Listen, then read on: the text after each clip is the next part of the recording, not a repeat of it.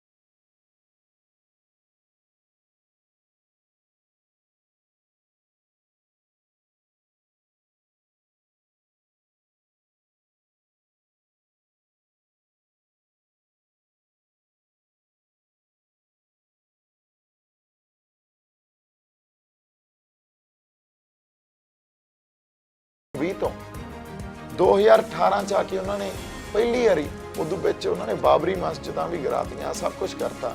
ਪਹਿਲੀ ਵਾਰੀ ਉਹਨਾਂ ਨੇ ਆ ਕੇ ਰੈਡੀਕਲ ਅਪਰੋਚ ਲਈ। ਧਮਕੀਆਂ ਦਾ ਸਿਲਸਿਲਾ ਵੀ ਚੱਲਦਾ, ਕਈ ਵਾਰੀ ਹੋਰ ਤਰੀਕੇ ਵੀ ਅਪਣਾਏ ਜਾਂਦੇ ਨੇ। ਬਹੁਤ ਬੁੱਧੀਜੀਵੀ ਜੇਲ੍ਹਾਂ ਦੇ ਵਿੱਚ ਵੀ ਨੇ। ਦੀਪ ਸਿੱਧੂ ਦੀਆਂ ਲੱਤਾਂ ਤਾਂ ਨਹੀਂ ਕੰਬਦੀਆਂ ਕਿਤੇ। ਹੁਣ ਜਿੱਧਰ ਨੂੰ ਤੁਰ ਪਏ ਆ ਉੱਥੇ ਮੌਤ ਦਾ ਡਰ ਚੱਕਣਾ ਪੈਣਾ, ਕਈ ਵਾਰੀ ਸਿਰ ਦੇਣ ਤੱਕ ਜਾਣਾ ਪੈਣਾ, ਸਿਰ ਦੇਣੇ ਪੈਣੇ, ਅਦਰਵਾਈਜ਼ ਇਹ ਲੜਾਈ ਨਹੀਂ ਲੜੀ ਜਾਣੀ। ਪੰਜਾਬ ਦੇ ਵਿੱਚ ਇੰਨੇ ਦਿਨੀ ਜਿਹੜੇ ਖੇਤੀ ਨਵੇਂ ਕਾਨੂੰਨ ਆਏ ਨੇ ਉਹਨਾਂ ਨੂੰ ਲੈ ਕੇ ਕਿਸਾਨ ਸੜਕਾਂ ਤੇ ਉੱਪਰ ਨੇ, ਤੇ ਕੁਝ ਪੰਜਾਬੀ ਇੰਡਸਟਰੀ ਦੇ ਐਸੇ ਅਦਾਕਾਰ ਵੀ ਨੇ ਜਿਨ੍ਹਾਂ ਦੀ ਅਦਾਕਾਰੀ ਦੀ ਪ੍ਰਤਿਭਾ ਤਾਂ ਸਭ ਦੇ ਪਰਦੇ ਤੇ ਦੇਖੀ, ਪਰ ਉਹਨਾਂ ਦੀ ਸੋਚ ਦਾ ਬੌਧਿਕ ਪੱਖ ਜੋ ਸੀ ਉਹ ਕਿਸਾਨਾਂ ਦੇ ਹੱਕ ਦੇ ਵਿੱਚ, ਜਦੋਂ ਪੰਜਾਬ ਦੇ ਹੱਕ ਹਕੂਕ ਦੇ ਵਿੱਚ ਉਹ ਖੜੇ ਤਾਂ ਉਦੋਂ ਦਿਖਾਈ ਦਿੱਤਾ ਕਿ ਉਹ ਬੌਧਿਕ ਤੌਰ ਤੇ ਕਿੰਨੀ ਗੰਭੀਰਤਾ ਦੇ ਨਾਲ ਆਪਣੀ ਮਿੱਟੀ ਦੇ ਨਾਲ ਜੁੜੇ ਹੋਏ ਨੇ। ਇੱਕ ਐਸਾ ਹੀ ਅਦਾਕਾਰ ਜਿਹਨੇ ਕਿ ਫਿਲਮਾਂ ਦੇ ਜ਼ਰੀਏ ਤਾਂ ਲੋਕਾਂ ਨੂੰ ਐਂਟਰਟੇਨ ਕੀਤਾ ਹੀ, ਪਰ ਜਦੋਂ ਪੰਜਾਬ ਲਈ ਖੜਨ ਦੀ ਗੱਲ ਆਈ ਤਾਂ ਉਹ ਆਰ-ਪਾਰ ਦੀ ਲੜਾਈ ਲੜਨ ਦੇ ਲਈ ਤਿਆਰ ਹੈ। ਸਾਡੇ ਨਾਲ ਨੇ ਬਾਈ ਦੀਪ ਸਿੱਧੂ। ਬਾਈ ਸਵਾਗਤ ਹੈ। ਸਤਿ ਸ਼੍ਰੀ ਅਕਾਲ ਜੀ, ਠੀਕ ਠਾਕ ਹੋ? ਵਧੀਆ ਜੀ। ਬਾਈ ਤੁਹਾਡੀ ਜਿਹੜੀ ਮੀਟਿੰਗ ਹੋਈ ਹੈਗੀ ਪਿਛਲੇ ਦਿਨੀ ਕਿਸਾਨ ਜਥੇਬੰਦੀਆਂ ਦੇ ਨਾਲ, ਕਿਉਂਕਿ ਇਸ ਸਮੇਂ ਸਭ ਤੋਂ ਜ਼ਿਆਦਾ ਅਹਿਮ ਇਸ਼ੂ ਆ ਪੰਜਾਬ ਦੇ ਲਈ, ਤਾਂ ਕਿਸਾਨ ਜਥੇਬੰਦੀਆਂ ਦੀ ਮੀਟਿੰਗ ਦੇ ਵਿੱਚ ਜਿਹੜਾ ਤੁਸੀਂ ਸਾਂਝਾ ਪ੍ਰੋਗਰਾਮ ਬਣਾਇਆ ਹੈਗਾ, ਉਹਨਾਂ ਨਾਲ ਚੱਲਣ ਦਾ ਜਿਹੜਾ ਫੈਸਲਾ ਲਿਆ ਹੈਗਾ, ਉਹ ਕੀ ਹੈ ਪੂਰਾ ਫੈਸਲਾ ਜਿਹੜਾ? ਉਹ ਤਾਂ ਜੀ ਫੈਸਲਾ ਇਹ ਆ ਵੀ ਉਹ 31 ਜਥੇਬੰਦੀਆਂ, ਉਹਨਾਂ 'ਚ 7 ਮੈਂਬਰ ਉਹ ਨੋਮੀਨੇਟ ਕਰਨਗੇ, ਤੇ 7 ਮੈਂਬਰ ਜਿਹੜੇ ਸਾਡੇ ਐਂਟਰਟੇਨਮੈਂਟ ਦੇ ਬੰਦੇ ਆ ਉਹ ਨੋਮੀਨੇਟ ਕਰਨਗੇ, ਤੇ ਸਾਂਝੇ ਤੌਰ ਤੇ ਇੱਕ ਕੰਮ ਕਰਨਗੇ ਉਹ। ਸੋ ਇਹ ਫੈਸਲਾ, ਪਰ ਇਹਦੇ ਤੇ ਕੋਈ ਬਾਹਲਾ ਅਮਲ ਮੈਨੂੰ ਹੁੰਦਾ ਦਿਖ ਨਹੀਂ ਰਿਹਾ, ਕਿਉਂਕਿ ਕਿਸਾਨ ਜਥੇਬੰਦੀਆਂ ਦਾ ਪ੍ਰੋਗਰਾਮ ਪਹਿਲਾਂ ਹੀ ਉਲੀਕੇ ਹੋਏ ਆ, ਤੇ ਉਸ ਤੋਂ ਬਾਅਦ ਉਹਦੇ 'ਚ ਬਿਜ਼ੀ ਆ, ਜਾਂ ਤਾਂ ਕਰਕੇ ਉਹਨਾਂ ਨੇ ਕੋਈ ਕੰਟੈਕਟ ਨਹੀਂ ਕੀਤਾ। ਸੋ ਇਸ ਕਰਕੇ ਮੈਨੂੰ ਉਹ ਅਮਲ ਦਿਖ ਨਹੀਂ ਰਿਹਾ। ਤੇ ਅਸੀਂ ਜਿਹੜਾ ਇੱਕ ਟੀਚਾ ਵਿੱਢਿਆ ਹੁਣ, ਜਿਹੜਾ ਕਿਉਂਕਿ ਜਿਹੜਾ ਉਭਾਰ ਆਇਆ, ਅੰਦੋਲਨ ਸ਼ੁਰੂ ਹੋਇਆ ਨਾ ਇਸ ਟਾਈਮ, ਉਹ ਲੋਕਾਂ ਦੇ ਮਨਾਂ ਦੇ ਅੰਦਰ ਜਿਹੜਾ ਗੁੱਸਾ ਬਹੁਤ ਸਮੇਂ ਤੋਂ ਵੱਖ-ਵੱਖ ਇਸ਼ੂਆਂ ਨਾਲ ਉਹ ਪਲ ਰਿਹਾ ਸੀ, ਉਸ ਚੀਜ਼ ਦਾ ਉਭਾਰ ਆ ਇਸ ਟਾਈਮ ਇਹਨਾਂ ਕਾਲੇ ਕਾਨੂੰਨਾਂ ਤੇ ਆ ਕੇ, ਆਰਡੀਨੈਂਸਿਸ ਤੇ ਆ ਕੇ, ਕਿਉਂਕਿ ਸਾਡੇ ਗਲਮਿਆਂ ਨੂੰ ਫੜ ਲਿਆ, ਇੱਥੇ ਆ ਕੇ ਉਹ ਪ੍ਰਗਟ ਹੋ ਗਿਆ। ਸੋ ਇਸ ਗੱਲ ਨੂੰ, ਇੰਨੀ ਲਾਮਬੰਦੀ ਨੂੰ, ਇਸ ਸਾਰੇ ਉਭਾਰ ਨੂੰ ਕਿਸੇ ਦਿਸ਼ਾ ਵੱਲ ਤਾਂ ਲੈ ਕੇ ਜਾਈਏ ਨਾ, ਗਾਂ ਕੋਈ ਸੇਧ ਤਾਂ ਮਿਲੇ, ਕੋਈ ਲੈ ਕੇ ਕੋਈ ਪ੍ਰਾਪਤੀ ਤਾਂ ਹੋਵੇ, ਕੁਝ ਲੈ ਕੇ ਤਾਂ ਡਿੱਗੀਏ। ਸੋ ਇਹ ਗੱਲ ਸਮਝਣੀ, ਇਹ ਦ੍ਰਿਸ਼ਟੀਕੋਣ ਹੋਣਾ, ਜਾਂ ਸਾਡੇ ਹੁਣ ਜਿਹੜੇ ਕੰਸਰਨਸ ਆ ਉਹਨੂੰ ਐਡਰੈਸ ਕਿਵੇਂ ਕਰਨਾ, ਇਹ ਗੱਲ ਨੂੰ ਸਮਝ ਕੇ ਮੇਰੇ ਖਿਆਲ ਅੱਗੇ ਜਾਣਾ ਬੜਾ ਜ਼ਰੂਰੀ ਆ, ਸਾਡੇ ਆਗੂਆਂ ਲਈ ਵੀ, ਸਾਡੇ ਆਪਦੇ ਆਪ ਲਈ ਵੀ। ਸੋ ਇਸੇ ਗੱਲ ਤੇ ਲੱਗੇ ਹੋਏ ਆ ਜੀ। ਤੁਸੀਂ ਮਿਹਨਤ ਕਰ ਰਹੇ ਹੋ, ਲਗਾਤਾਰ ਲੱਗੇ ਹੋਏ ਹੋ, ਪਰ ਜੇ ਆਪਾਂ ਪੰਜਾਬ ਦੇ ਜ਼ਿਆਦਾਤਰ ਨੌਜਵਾਨਾਂ ਦੀ ਗੱਲ ਕਰੀਏ ਜਾਂ ਕਿਸਾਨੀ ਤਬਕੇ ਦੀ ਗੱਲ ਕਰੀਏ, ਤਾਂ ਆਪਾਂ ਸਮਝਦੇ ਹਾਂ ਕਿ ਉਹ ਇਮੋਸ਼ਨਲ ਤਾਂ ਹੈ, ਪਰ ਉਨੀ ਗੰਭੀਰਤਾ ਦੇ ਨਾਲ ਉਹ ਸਿਆਸੀ ਚਾਲਾਂ ਨੂੰ ਵੀ ਨਹੀਂ ਸਮਝਦੇ, ਸਭ ਕੁਝ ਨਹੀਂ ਸਮਝਦੇ। ਇੱਕ ਵਾਰ ਉਹ ਤੁਹਾਡੇ ਨਾਲ ਨਿਕਲ ਗਏ ਨੇ, ਉਹਨਾਂ ਨੂੰ ਪਤਾ ਹੈ ਕਿ ਕਾਲੇ ਕਾਨੂੰਨ ਨੇ ਇਹ, ਪਰ ਉਹਨਾਂ ਨੂੰ ਇੰਨਾ ਕੀ ਪਤਾ ਕਿ ਮੱਕੀ ਦੀ MSP ਨਹੀਂ ਮਿਲਦੀ, ਪਰ ਤੁਸੀਂ ਪੂਰੀ ਗੱਲ ਸਮਝਾਉਣ 'ਚ ਉਹਨਾਂ ਨੂੰ ਕਾਮਯਾਬ ਹੋਏ ਹੋ ਹਾਲੇ ਤੱਕ, ਕਿ ਆਖਿਰਕਾਰ ਪੂਰਾ ਮਸਲਾ ਹੈ ਕੀ? ਦੇਖੋ, ਗੱਲ ਤਾਂ ਸਿੱਧੀ ਆ। ਮੈਂ ਹਮੇਸ਼ਾ ਕਹਿੰਦਾ ਹੁੰਦਾ, ਹਰ ਕਿਸੇ ਨੂੰ ਹਰ ਕੁਝ ਨਹੀਂ ਪਤਾ ਹੁੰਦਾ। ਜੇ ਤੁਸੀਂ ਉਹਨਾਂ ਦਾ ਇੱਕ ਨਾ, ਹਿਊਮਨਸ ਦਾ ਇੱਕ ਐਵੋਲਿਊਸ਼ਨ ਹੁੰਦਾ, ਇੱਕ ਪ੍ਰੋਸੈਸ ਹੁੰਦਾ, ਇੱਕ ਜਰਨੀ ਹੁੰਦੀ, ਸਫ਼ਰ ਹੁੰਦਾ। ਤੁਸੀਂ ਉਸ ਐਵੋਲੂਸ਼ਨ ਤੋਂ ਬਿਨਾਂ ਜੇ ਉਹ ਐਕਸਪੈਕਟ ਕਰੋ ਵੀ ਹਰ ਬੰਦੇ ਨੂੰ ਹਰ ਕੁਝ ਪਤਾ ਹੋਊਗਾ ਤਾਂ ਇਹ ਤੁਹਾਡੀ ਐਕਸਪੈਕਟੇਸ਼ਨ ਗਲਤ ਆ। ਜੇ ਅਸੀਂ ਇਹ ਕਹਿੰਦੇ ਆ ਨੌਜਵਾਨਾਂ ਨੂੰ ਨਹੀਂ ਪਤਾ, ਨੌਜਵਾਨ ਸੰਘਰਸ਼ 'ਚ ਹੀ ਆਉਣ ਕੇ ਸਿੱਖਣਗੇ। ਨੌਜਵਾਨਾਂ ਨੇ ਇੱਥੋਂ ਇਹਨਾਂ ਲਹਿਰਾਂ 'ਚੋਂ ਹੀ ਬਹੁਤ ਕੁਝ ਸਿੱਖਣਾ। ਪਹਿਲਾਂ ਤਾਂ ਕਦੇ ਜੁੜੇ ਹੀ ਨਹੀਂ ਸੀ ਨਾ, ਹੁਣ ਤਾਂ ਜੁੜੇ ਆ ਇਸ ਲਹਿਰ ਨਾਲ, ਬਹੁਤ ਕੁਝ ਸਿੱਖ ਕੇ ਜਾਣਗੇ। ਬਹੁਤ ਵੱਡੀ ਕੌਮੀ ਚੇਤਨਾ ਆਊਗੀ ਅੰਦਰ। ਗੱਲ ਇਕੱਲੀ MSP ਇਹ ਨਹੀਂ ਆ, ਸਿੱਧੀ ਜੀ ਇੱਕ ਗੱਲ ਆ ਜਿਹੜੀ ਆਪਾਂ ਸਾਫ਼ ਤੇ ਸਪਸ਼ਟ ਲਫ਼ਜ਼ਾਂ 'ਚ ਸਮਝ ਸਕਦੇ ਹਾਂ ਵੀ ਜਿਹੜਾ ਕਾਰਪੋਰੇਟ ਕਲਚਰ ਆ ਉਹਨੇ ਆ ਕੇ ਸਾਡੇ ਤੇ ਗਲਬਾ ਪਾਉਣਾ। ਸਰਕਾਰ ਉਹਨਾਂ ਨੂੰ ਪਲੀਜ਼ ਕਰਦੀ ਆ, ਅਕੋਮੋਡੇਟ ਕਰਦੀ ਆ ਤੇ ਸਾਡੀਆਂ ਜ਼ਮੀਨਾਂ ਖੋ ਜਾਣਗੇ। ਇੰਨੀ ਗੱਲ ਹਰ ਬੰਦੇ ਨੂੰ ਸਮਝ ਆ, ਇਹਦੇ ਉੱਤੇ ਸਮਝਣ ਦੀ ਜ਼ਰੂਰਤ ਨਹੀਂ ਹੁੰਦੀ। ਇੰਟੈਲੈਕਚੁਅਲਸ ਨੇ ਸਮਝਣਾ ਹੁੰਦਾ, ਤੁਹਾਡੀ ਉਸ ਧਿਰ ਨੇ ਸਮਝਣਾ ਹੁੰਦਾ ਜਿਹਨੇ ਦਿੱਲੀ ਨਾਲ, ਉਹਨਾਂ ਦੇ ਥਿੰਕ ਟੈਂਕਸ ਨਾਲ ਲੜਨਾ। ਹਰ ਕਿਸੇ ਨੂੰ ਜੇ ਤੁਸੀਂ ਕਹੋ ਹਰ ਗੱਲ ਸਮਝ ਕੇ ਫੇਰ ਆਓ ਮੈਦਾਨ 'ਚ, ਫਿਰ ਨਹੀਂ ਤੁਹਾਡੇ ਕੋਲੇ ਕੋਈ ਆਉਣਾ। ਨਹੀਂ, ਕਿਉਂਕਿ ਜਦੋਂ ਆਪਾਂ ਖੇਤੀ ਕਾਨੂੰਨਾਂ ਦੀ ਗੱਲ ਕਰਦੇ ਹਾਂ, ਹਾਂਜੀ। ਪੂਰਨ ਮੈਜੋਰਟੀ ਦੇ ਵਿੱਚ ਸਰਕਾਰ ਹੈਗੀ, ਕਾਰਪੋਰੇਟ ਘਰਾਣੇ, ਕਿਉਂਕਿ ਇਸ਼ਾਰਾ WTO ਤੋਂ ਹੁੰਦਾਗਾ। ਹਾਂਜੀ। ਕਿਉਂਕਿ WTO ਜਦੋਂ ਸੈਂਟਰ ਗਵਰਨਮੈਂਟ ਨੂੰ ਕਹਿੰਦੀ ਹੈ ਕਿ ਤੁਸੀਂ ਆਪਣੇ 38% ਲੋਕ ਜਿਹੜੇ ਹੈਗੇ ਖੇਤੀ ਤੇ ਨਿਰਭਰ ਕਰੋ, ਬਾਕੀਆਂ ਨੂੰ ਬਾਹਰ ਕੱਢੋ, ਤੇ ਇਹਦਾ ਮਤਲਬ ਉਹ ਪਲੈਨਿੰਗ ਨਾ ਆ ਰਹੇ ਆ। ਅੱਜ ਤੁਸੀਂ ਸੰਘਰਸ਼ ਦੇ ਵਿੱਚ ਕੁੱਦੇ ਹੋ, ਨੌਜਵਾਨ ਤੁਹਾਡੇ ਨਾਲ ਨੇ, ਪਰ ਹੁਣ ਉਹਨਾਂ ਨੇ ਜਿਹੜੀ ਝੋਨੇ ਦੀ ਖਰੀਦ ਵੀ 1 ਹਫ਼ਤਾ ਸ਼ੁਰੂ ਕਰਤੀ, ਉਹਨਾਂ ਨੇ ਆਪਣੀ ਜਿਹੜੀ ਚਾਲ ਚੱਲਣੀ ਉਹ ਸ਼ੁਰੂ ਕਰਤੀ ਹੈ। ਤਾਂ ਇਹ ਸੰਘਰਸ਼ ਨੂੰ ਲੰਮਾ ਕਿਸ ਤਰ੍ਹਾਂ ਲੈ ਕੇ ਜਾਓਗੇ? ਜਦੋਂ ਲੰਮਾ ਲੈ ਕੇ ਜਾਓਗੇ ਤਾਂ ਉਹਨਾਂ ਨੂੰ ਪੂਰਨ ਗਿਆਨ ਜਿਹੜਾ ਹੋਣਾ ਜ਼ਰੂਰੀ ਨਹੀਂ ਹੈ, ਨਹੀਂ ਉਹ ਉਲਝ ਕੇ ਰਹਿ ਜਾਣਗੇ। ਕਿਉਂਕਿ ਜਦੋਂ ਪ੍ਰਾਈਵੇਟ ਸੈਕਟਰ ਦਾ ਵਪਾਰੀ ਆਊਗਾ, ਇੱਕ ਵਾਰ ਉਹਨਾਂ ਨੂੰ ਵੱਧ ਭਾਅ ਦੇਊਗਾ, ਤਾਂ ਕਿਸਾਨ ਇਮੋਸ਼ਨਲ ਸੈਂਟੀਮੈਂਟਸ ਦੇ ਨਾਲ ਜੁੜਿਆ ਹੋਇਆ ਇਨਸਾਨ ਆਗਾ, ਉਹ ਧਰਾਤਲ ਨਾਲ ਜੁੜਿਆਗਾ, ਉਹਨੇ ਆਪਣਾ ਅੱਜ ਦੇਖਣਾ, ਉਹ ਲੰਮਾ ਨਹੀਂ ਸੋਚਦਾ, ਦੂਰ ਦਾ ਨਹੀਂ ਸੋਚਦਾ। ਤਾਂ ਉਹਦੇ ਲਈ ਤੁਹਾਡੀ ਕੀ ਰਣਨੀਤੀ ਹੈ? ਦੇਖੋ, ਗੱਲ ਮੈਂ ਉਹੀ ਕਰ ਰਿਹਾ ਤੁਹਾਨੂੰ, ਜਦੋਂ ਤੁਸੀਂ ਸੰਘਰਸ਼ ਦਾ ਪਾਰਟ ਬਣਦੇ ਹੋ ਨਾ, ਤੁਹਾਨੂੰ ਸੰਘਰਸ਼ ਤੇ ਲਹਿਰਾਂ ਬਹੁਤ ਕੁਝ ਸਿਖਾ ਜਾਂਦੀਆਂ। ਇਹੀ ਤਾਂ ਇੱਕ ਐਵੋਲੂਸ਼ਨ ਆ, ਇਹੀ ਤਾਂ ਇੱਕ ਸਫ਼ਰ ਆ। ਹੁਣ ਰਣਨੀਤੀ ਸਾਡੀ ਕੀ ਆ? ਜਿਵੇਂ ਮੈਂ ਕਿਹਾ, ਇਹ ਇਕੱਲਾ ਉਭਾਰ ਆਰਡੀਨੈਂਸਸ ਦਾ ਨਹੀਂ ਆ, ਇਹਦੇ 'ਚ ਯੂਥ ਉਹ ਵੀ ਬੈਠਾ ਜਿਨ੍ਹਾਂ ਨੂੰ ਇੰਪਲੋਇਮੈਂਟ ਦਿੱਤੀ ਜਾਣੀ ਚਾਹੀਦੀ ਸੀ। ਇਹਦੇ 'ਚ ਯੂਥ ਉਹ ਵੀ ਬੈਠਾ ਜਿਨ੍ਹਾਂ ਨੂੰ ਨਸ਼ਿਆਂ ਤੇ ਲਾਉਂਦੇ ਆ ਸਰਕਾਰਾਂ। ਇਹਦੇ 'ਚ ਯੂਥ ਉਹ ਵੀ ਬੈਠਾ ਜਿਹੜਾ ਪ੍ਰਵਾਸ ਤੋਂ ਤੰਗ ਆਇਆ ਹੋਇਆ, ਇੱਥੇ ਬ੍ਰੇਨ ਡਰੇਨ ਕਿੰਨਾ ਹੋ ਰਿਹਾ ਸਾਡੇ। ਇਹਦੇ 'ਚ ਉਹ ਬੰਦੇ ਵੀ ਬੈਠੇ ਆ ਜਿਹੜੇ এনवायरमेंट ਤੋਂ, ਵਾਤਾਵਰਣ ਦੇ ਨਾਲ ਜਿਹੜਾ ਇਹਨਾਂ ਨੇ ਸਾਡੇ ਖਿਲਵਾੜ ਕੀਤਾ ਉਹਦੇ ਤੋਂ ਤੰਗ ਆ।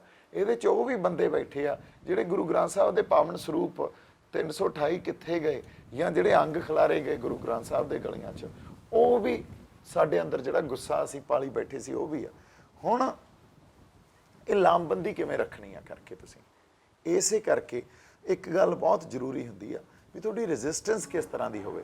ਤੁਹਾਡੀ ਰੈਜ਼ਿਸਟੈਂਸ ਐਕਟਿਵ ਰੈਜ਼ਿਸਟੈਂਸ ਨਹੀਂ ਹੋ ਸਕਦੀ, ਉਹਨੂੰ ਪੈਸਿਵ ਰੱਖਣਾ ਪੈਂਦਾ। ਲੋਕਾਂ ਦੀ ਘੱਟ ਤੋਂ ਘੱਟ એનર્ਜੀ ਲੱਗੇ, ਲੋਕ ਵੱਧ ਤੋਂ ਵੱਧ ਲਾਮਬੰਦ ਹੋਣ, ਲੋਕਾਂ 'ਚ ਕੌਮੀ ਚੇਤਨਾ ਪੈਦਾ ਹੋਵੇ। ਇਸੇ ਖਾਤਰ ਹੀ ਹੁਣ ਕੀ ਆ, ਕਈ ਵਾਰੀ ਸਰਕਾਰਾਂ ਵੀ ਗਲਤੀ ਕਰਦੀਆਂ। ਕਿੱਥੇ ਕਰਦੀਆਂ? ਉਹਨਾਂ ਨੂੰ ਲੱਗਦਾ ਵੀ ਅਸੀਂ ਆਰਥਿਕ ਸੱਟ ਮਾਰਾਂਗੇ, ਡਿੱਗ ਪੈਣਗੇ। ਉਹਨਾਂ ਨੂੰ ਲੱਗਦਾ ਅਸੀਂ ਵਿਚਾਰਧਾਰਕ ਸੱਟ ਮਾਰਾਂਗੇ, ਸ਼ਾਇਦ ਇਹਦੇ ਤੋਂ ਅਸੀਂ ਜ਼ਬਰ ਤੇ ਜ਼ੁਲਮ ਕਰਕੇ ਦਬਾ ਲਾਂਗੇ।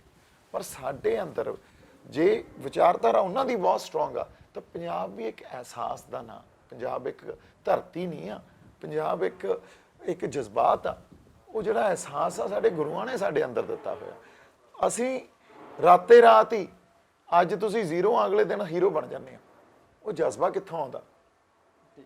ਉਹ ਜਿਹੜਾ ਜਜ਼ਬਾ, ਉਹ ਚਿਣਗਾ, ਉਹ ਸਾਡੇ ਅੰਦਰ ਹੈਗੀ ਆ। ਉਹ ਇਸ ਗੱਲ ਦੀ ਉਹਨਾਂ ਨੂੰ ਸਮਝ ਨਹੀਂ ਆ।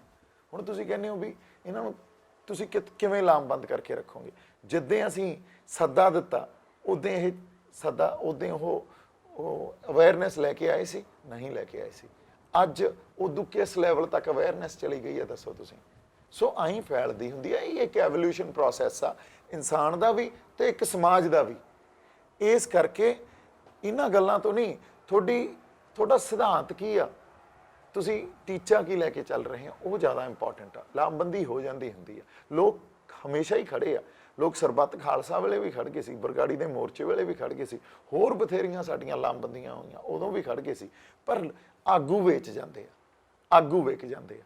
ਸੋ ਇਸ ਕਰਕੇ ਜਿਹੜੇ ਸਾਡੇ ਹੁਣ ਆਗੂ ਹੋਣ, ਉਹਨਾਂ ਦੇ ਅੰਦਰ ਕਿਰਦਾਰ ਐਡੇ ਉੱਚੇ ਹੋਣ ਵੀ ਆ ਮਟੀਰੀਅਲਿਸਟਿਕ ਚੀਜ਼ਾਂ ਤੋਂ ਜਾਂ ਅਹੁਦਿਆਂ ਤੇ ਵਿਕਣ, ਫਿਰ ਗੱਲ ਬਣ ਸਕਦੀ ਆ।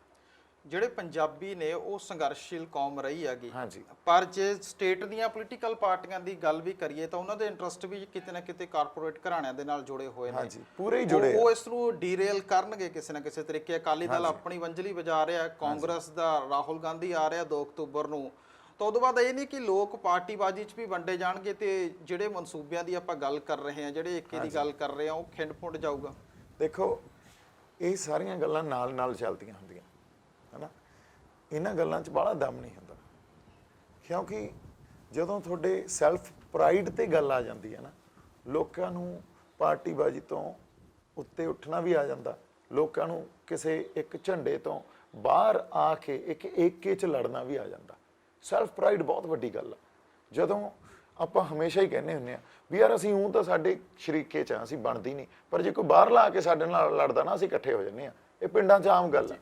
ਜਦੋਂ ਤਾਂ ਸਾਡੇ ਘਰਾਂ 'ਚ ਬੜੇ ਸ਼ਰੀਕੇ ਕਬੀਲੇ ਆ, ਪਰ ਜਦੋਂ ਕੋਈ ਬਾਹਰਲਾ ਆ ਜਾਂਦਾ ਨਾ ਤੇ ਸਾਡੇ ਗਲਾਵੇਂ 'ਚ ਹੱਥ ਪਾਉਂਦਾ ਤੇ ਉਹ ਸ਼ਰੀਕੇ ਕਬੀਲੇ ਸਾਰੇ ਇਕੱਠੇ ਹੋ ਜਾਂਦੇ ਆ। ਇਹ ਹਮੇਸ਼ਾ ਸਾਡੇ 'ਚ ਗੱਲ ਰਹੀ ਆ। ਇਹ ਗੱਲਾਂ ਨਾਲ ਨਾਲ ਚੱਲਣਗੀਆਂ। ਕਾਂਗਰਸ ਕੀ ਕਰੂਗੀ, ਅਕਾਲੀ ਕੀ ਕਰਨਗੇ, ਆਪ ਕੀ ਕਰੂਗੀ ਜਾਂ ਬੀਜੇਪੀ ਕੀ ਕਰੂਗੀ, ਇਹਨਾਂ 'ਚ ਬੜਾ ਦਮ ਨਹੀਂ ਹੁੰਦਾ।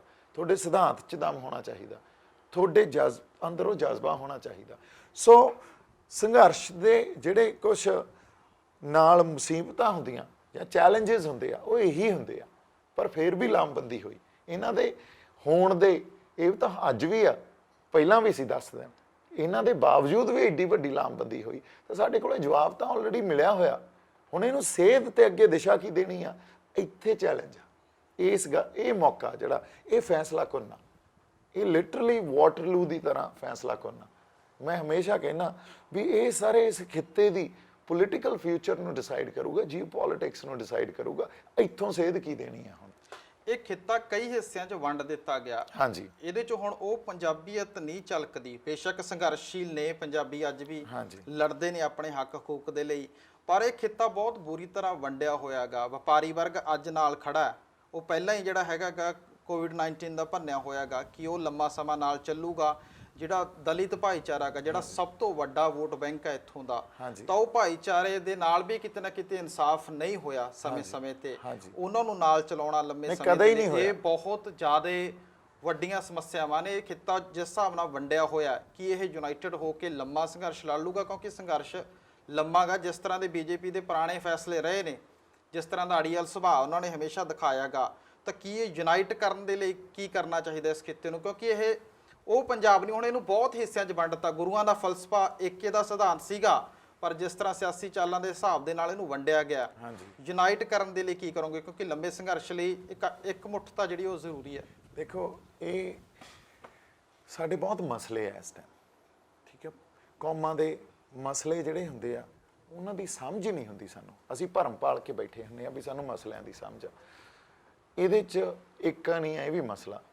ਇਹਦੇ 'ਚ ਪਾਰਟੀਬਾਜ਼ੀ ਵੀ ਹੋ ਗਈ, ਇਹਦੇ 'ਚ ਨਸ਼ਿਆਂ ਦਾ ਵੀ ਮਸਲਾ, ਸਾਡੇ ਅੱਜ ਇੰਪਲੋਇਮੈਂਟ ਦਾ ਵੀ ਮਸਲਾ, ਸਾਡੇ ਇੱਥੇ ਗਰੀਬੀ ਦਾ ਵੀ ਮਸਲਾ, ਸਾਡੇ ਕਿਸਾਨਾਂ ਦੀਆਂ ਖੁਦਕੁਸ਼ੀਆਂ ਦਾ ਮਸਲਾ, ਮਜ਼ਦੂਰਾਂ ਦਾ ਜੋ ਸ਼ੋਸ਼ਣ ਹੋਇਆ ਉਹਦਾ ਮਸਲਾ, ਦਰਜਾ ਬਦਰਜੀ ਜਿਹਨੂੰ ਅਸੀਂ ਦਲਿਤ ਵਰਗ ਕਹਿੰਦੇ ਆ, ਹੈ ਤਾਂ ਸਾਡੇ ਵਰਗੇ ਹੀ ਨਾ, ਹੈ ਤਾਂ ਸਾਡੇ ਹੀ ਭਰਾ, ਅਸੀਂ ਵੀ ਦਲਿਤ ਹੀ ਆ।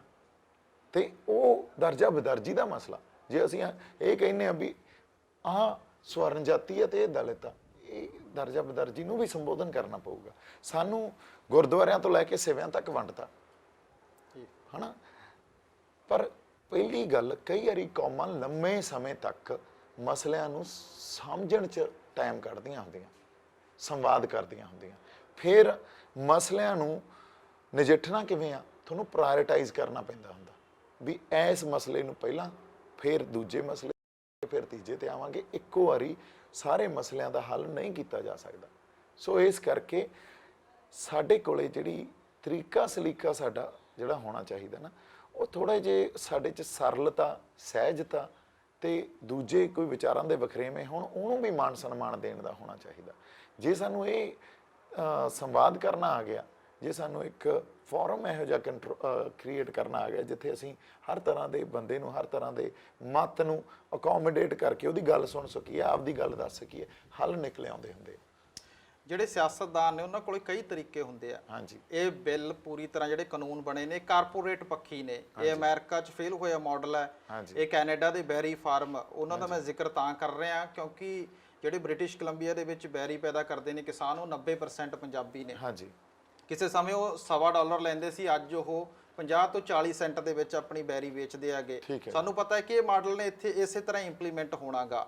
ਪਰ ਬੀਜੇਪੀ ਜਿਹੜੀ ਹੈ ਉਹਨਾਂ ਨੇ ਹੁਣ ਪ੍ਰਚਾਰ ਸ਼ੁਰੂ ਕਰਤਾ। ਪੰਜਾਬ ਹਰਿਆਣਾ 'ਚ ਤਾਂ ਉਹ ਵੜ ਨਹੀਂ ਸਕਦੇ ਇਸ ਸਮੇਂ, ਪਰ ਰਾਜਧਾਨੀ ਜਿਹੜੀ ਹੈਗੀ ਹੈ ਉੱਥੇ ਉਹਨਾਂ ਨੇ ਸ਼ੁਰੂ ਕਰਤਾ ਕਿ ਇਹ ਬਿੱਲ ਕਿਸਾਨਾਂ ਦੇ ਪੱਖੀ ਨੇ।